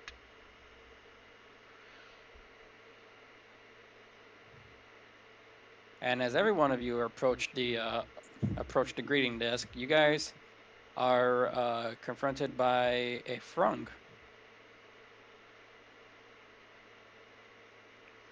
And this frung on his very well kept whatchamacallit whatchamacallit reception desk actually has a little pond. It's like a separate thing to the desk. It's like a little pond with a stone chair that he's just quote unquote fishing in.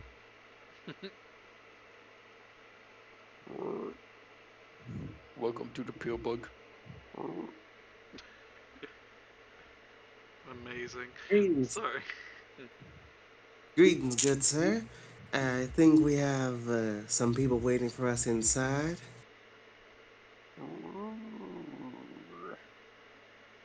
Yes, I've heard. Are you the lot sharing two rooms?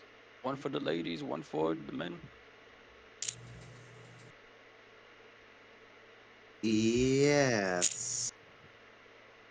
Here you go. And he hands you from his froggy mouth your guys' keys. Dips them in the water to kind of clean them off. Thank Well, you. that's one way to keep security. Enjoy your stay at the pill bug. Well, shit, my phone didn't notify me. I am a bebis. It's okay. Sorry, I'm just getting my. I'm trying to do a croak. I know, and I appreciate it. It's amazing. Also, the way that you said the race for a moment there, I was like, wait a minute, are those the frog people? Yeah, grung. Yeah, Those are I thought you said thrung for a moment there. I was like, where'd the TH come from? They are the small frog people, almost similar in size to Beaker and Shrew. Yeah. They're cool. Kicked ass and took names.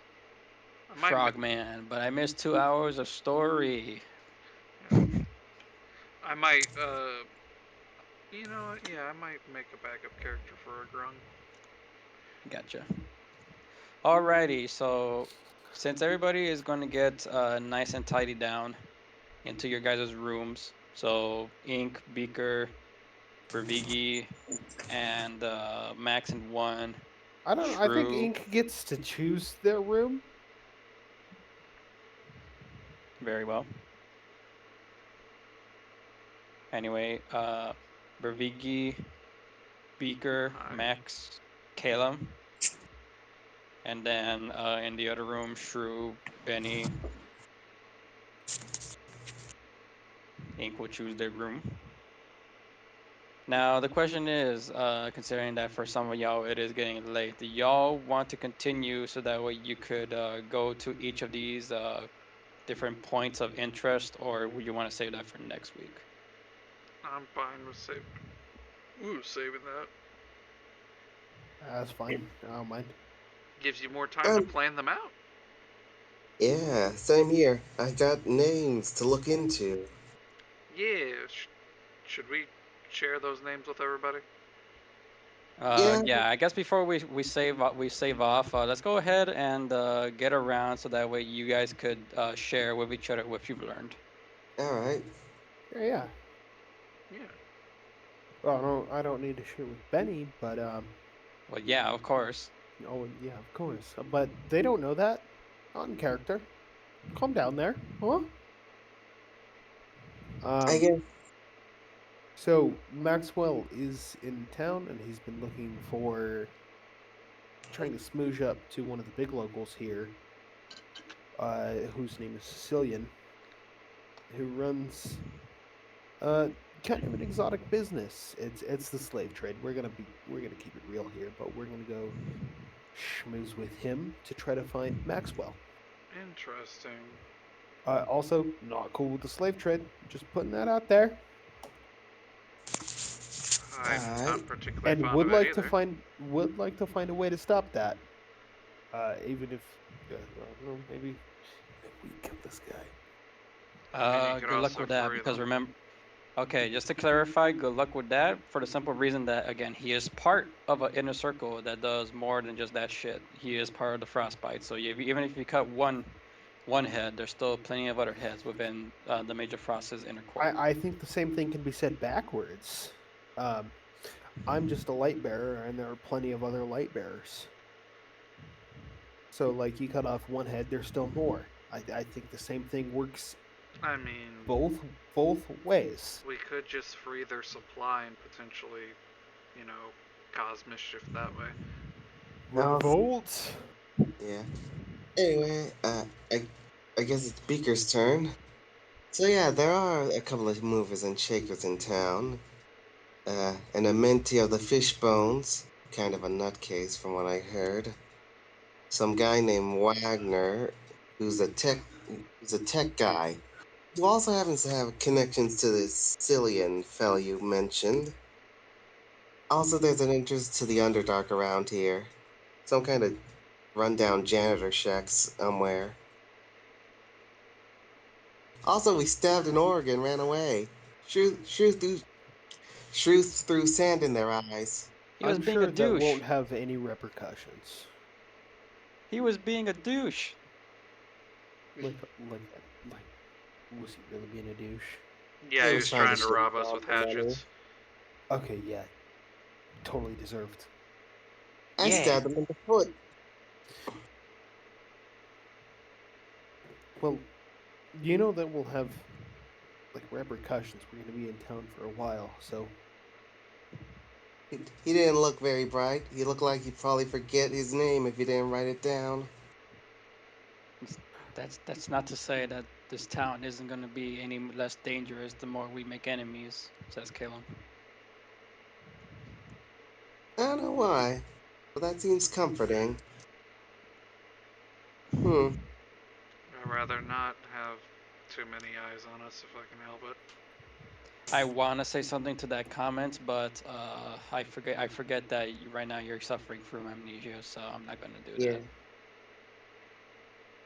I'm a little crime bot that doesn't know the extent of their crimes. that. God bless you. What are crimes? Oh, shrew. Yeah, in Echuria, there's no such thing unless you hurt a plant or an animal. I think Tavern might beg to differ. I mean, there are crimes that don't involve plants and animals, like I was supposed theft to say, from another person or You destruction of property.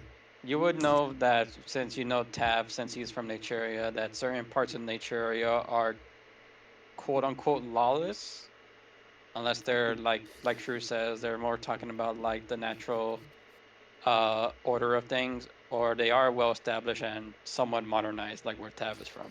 God, I do love Taff. I love him so very dearly, but he comes from a fucking hippie communist country. bruh. Jesus Christ. What's Flargos then? Flargos is anarchy. Fascist? Anarchy. Yeah. Flargos is fascist. There is one person who rules Flargos, and that is not an option. Then was it really crime if we were going against them? Technically, you did assault him. Uh, Theo I was kills more you talking about instantly. nothing. Huh? I mean, he tried to mug No. us. No, not that. Oh, I'm doing different timeline shit. I was saying Theo kills you instantly.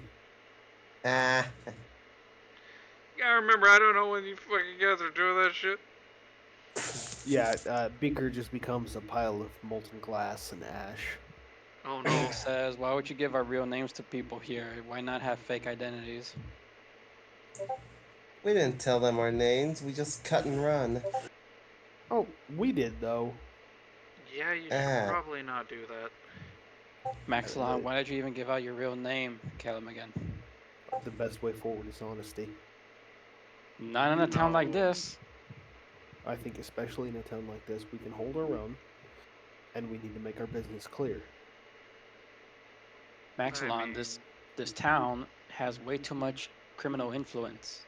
The pirates, especially now that we know that the frostbites have some sort of hold here, it's going to be extremely dangerous for us to just kind of wander about as we are. oh great. I Frostbites. don't.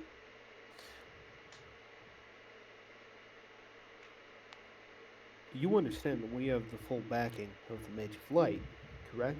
I'm pretty sure we're going to be fine.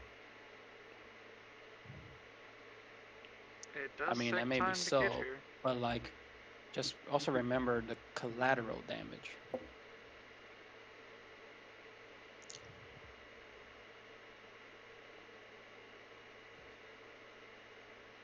I do not feel comfortable lying.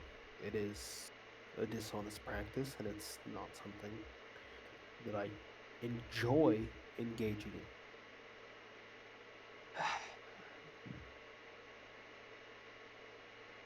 Well, hopefully it doesn't get you killed. And I know I'm not saying that out of ill will. I'm literally hoping that it doesn't get you killed one day. I know, Ink, I know lying helps. Sometimes. But the vast majority of the time, telling the truth is better for everyone.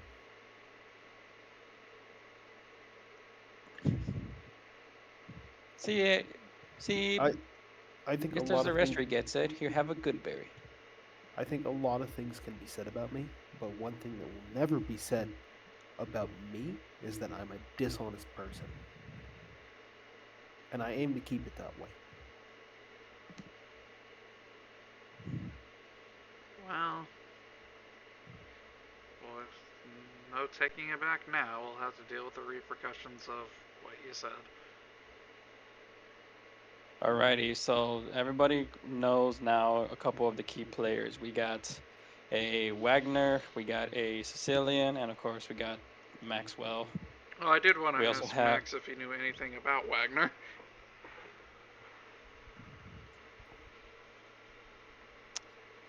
Max. Once again, you can either roll me a history if you want to know anything about that last name. Yeah, I'll pull a history there. I mean, it's light Terran, so. Oh no, You don't know Max doesn't associate with them criminals. You don't know shit about that. No, I don't. I don't know shit. Well, Beaker, do you want to give it a try, considering that this is technically criminal knowledge, if you want? Yeah, sure. What do I need to roll? History. All right, let's see how well Beaker's brain case knows the criminal element. I was about to ask if I could for one of the names, but I don't think they're. Mother. You don't know much more than I fucking do, home slice. Should I roll a history for funsies? If you and I have want, no but loss. I don't think Believe I'm me, gonna get anything high, so.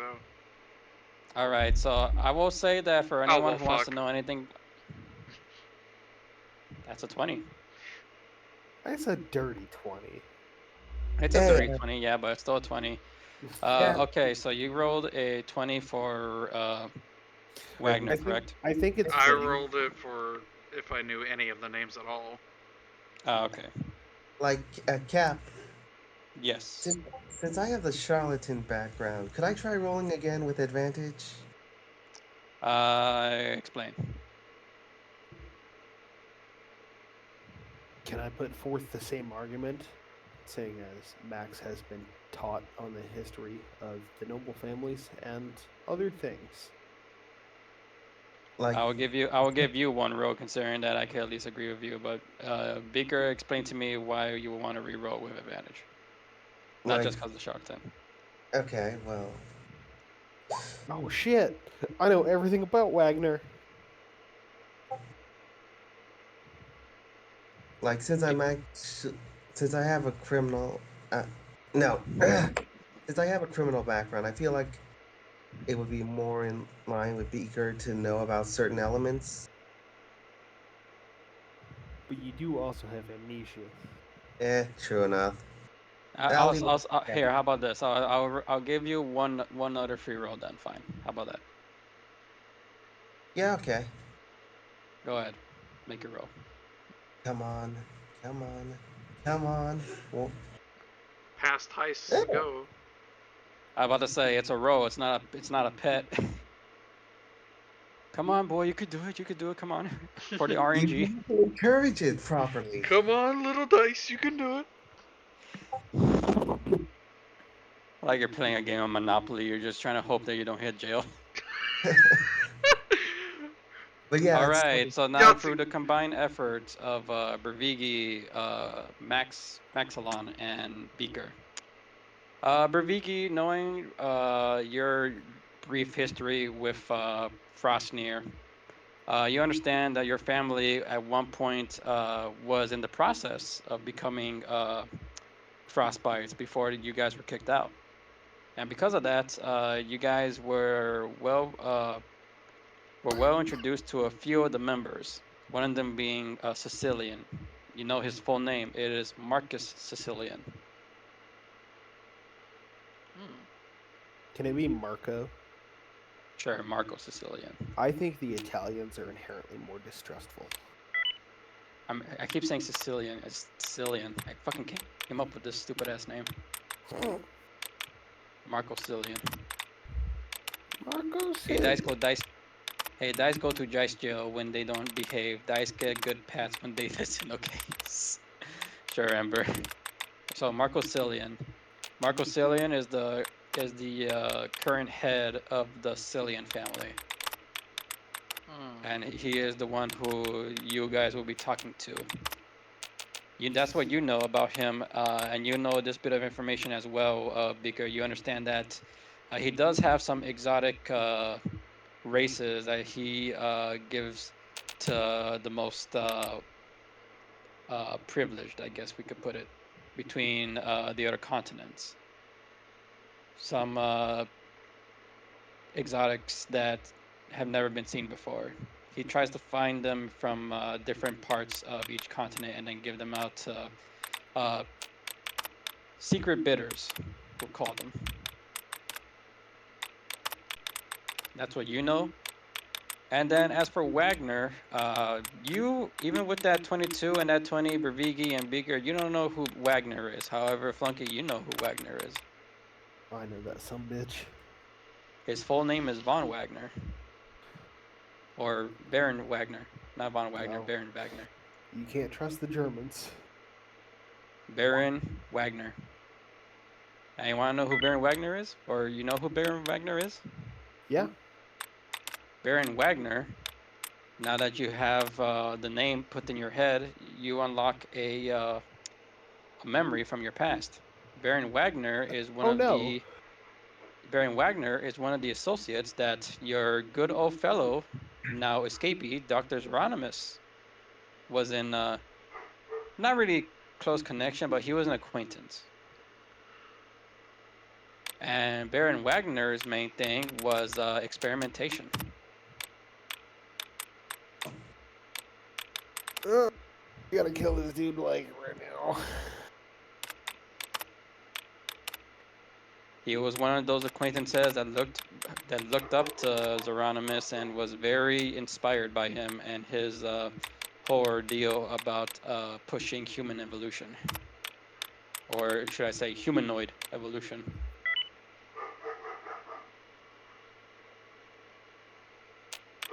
Oh, Gotta note this that is down with a bad. big oh no. Yeah, we're gonna mark So, that down with a big oh no. so let's say, for example, that you're looking at a video screen, you found a detail to your side quest. Yeah, ops around every corner.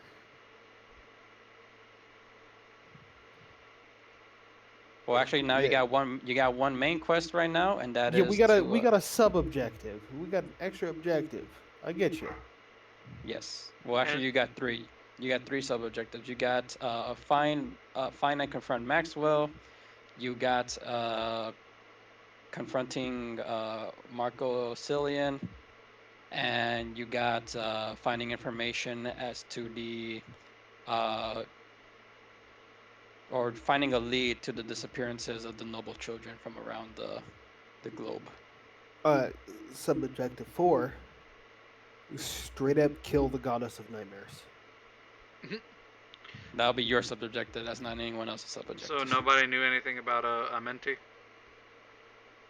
Oh yeah, Amenti. Amenti.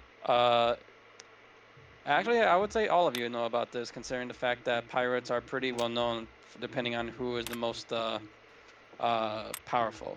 Amenti is one of the main. Let me see here. Where are my notes? I would also like to ask how you spell their name. This is my Tabaxi pirate captain, Amenti. Okay, I spelled their name mostly right in my notes. Captain Amenti, or should I say full name, Captain.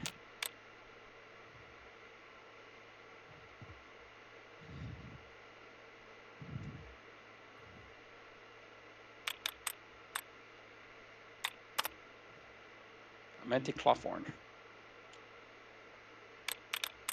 Captain Amenti Clawthorn is one of the Hands of Nine from the ever so infamous Pirate Council.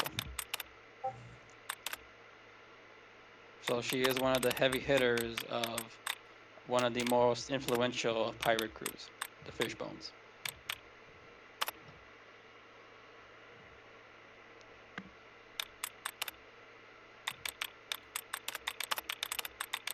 Like I said, pirates could find any sort of opportunity that they will to make a to whatchamacallit, to gain favor, to gain land, to gain treasure. And she is one of the more experienced of the bunch. She has a good surplus of influence. Good to know. Fun.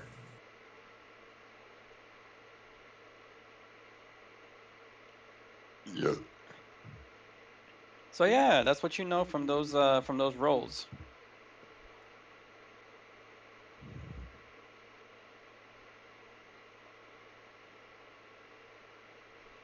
Just taking everything down on my notes here. Alrighty.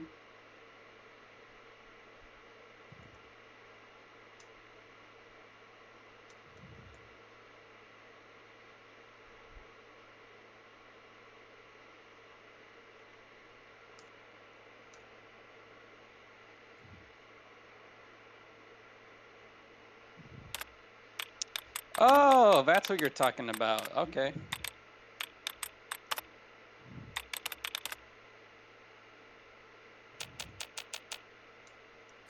Yeah.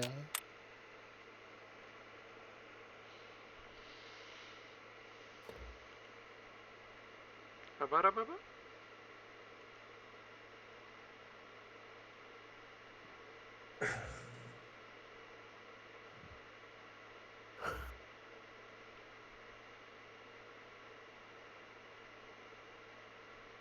Alrighty. So that's all the information you guys get to know about. And now, before we end off, now it comes to the decision. How would you guys like to be split up for the next session? Who is going where? Uh, I'm going for Sicilian. Um, and I actually kind of want Ink along on that one. I think Noah's that'd be also got a. real fun. Yeah.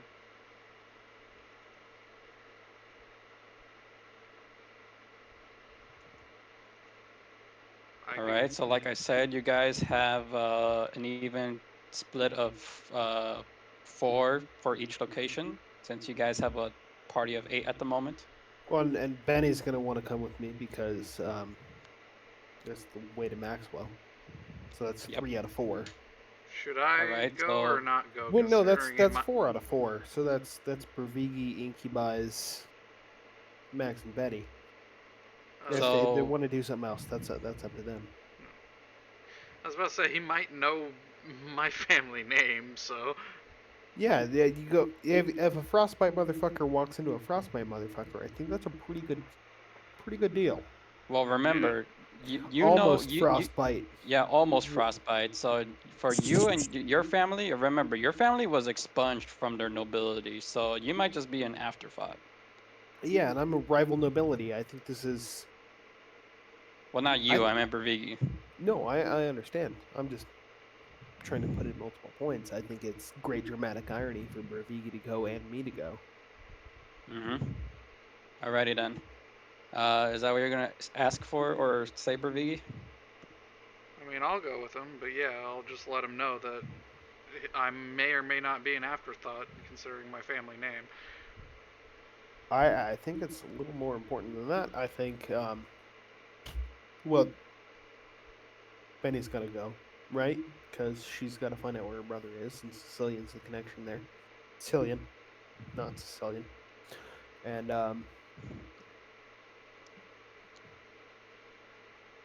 Alrighty. I So it's gonna be. I do think Ink should go. Should I act like I'm a buyer or something? Maybe we'll Alrighty. figure that out So next time. all right. So for the majority of the card, I'm hearing that Ink, Benny, Max, and Bravigi go to Sicilian Manor, while uh, Beaker, Lucy, Calum, and Shrew head out to the Undercity.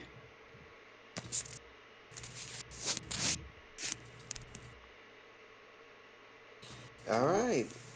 Sounds good. Alrighty, and with that, we'll go ahead and end off the session there. So that way we just plan out for next week. Hell yeah. Right.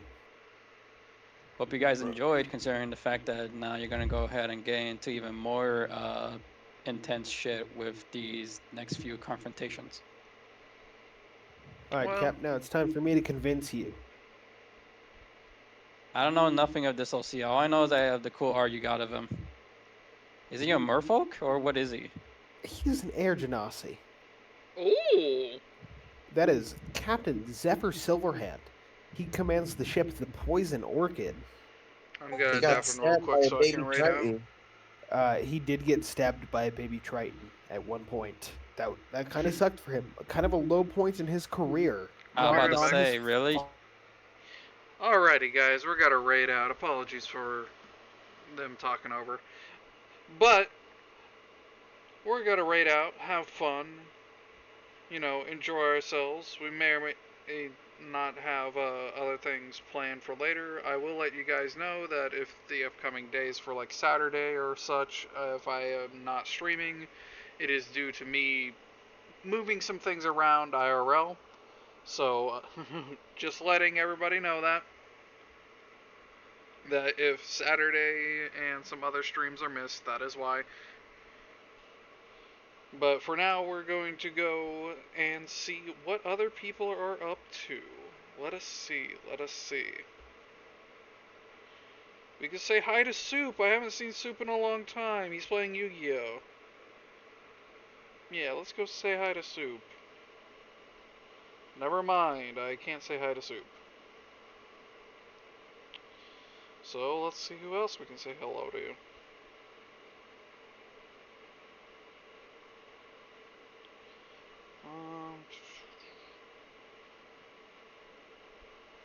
Arthur, Grizzle. You can say hi to Vertaki. Yeah, let's go say hi to Vertaki. Thank you all who came out to watch. I appreciate it. And until next time, stay awesome and bye bye.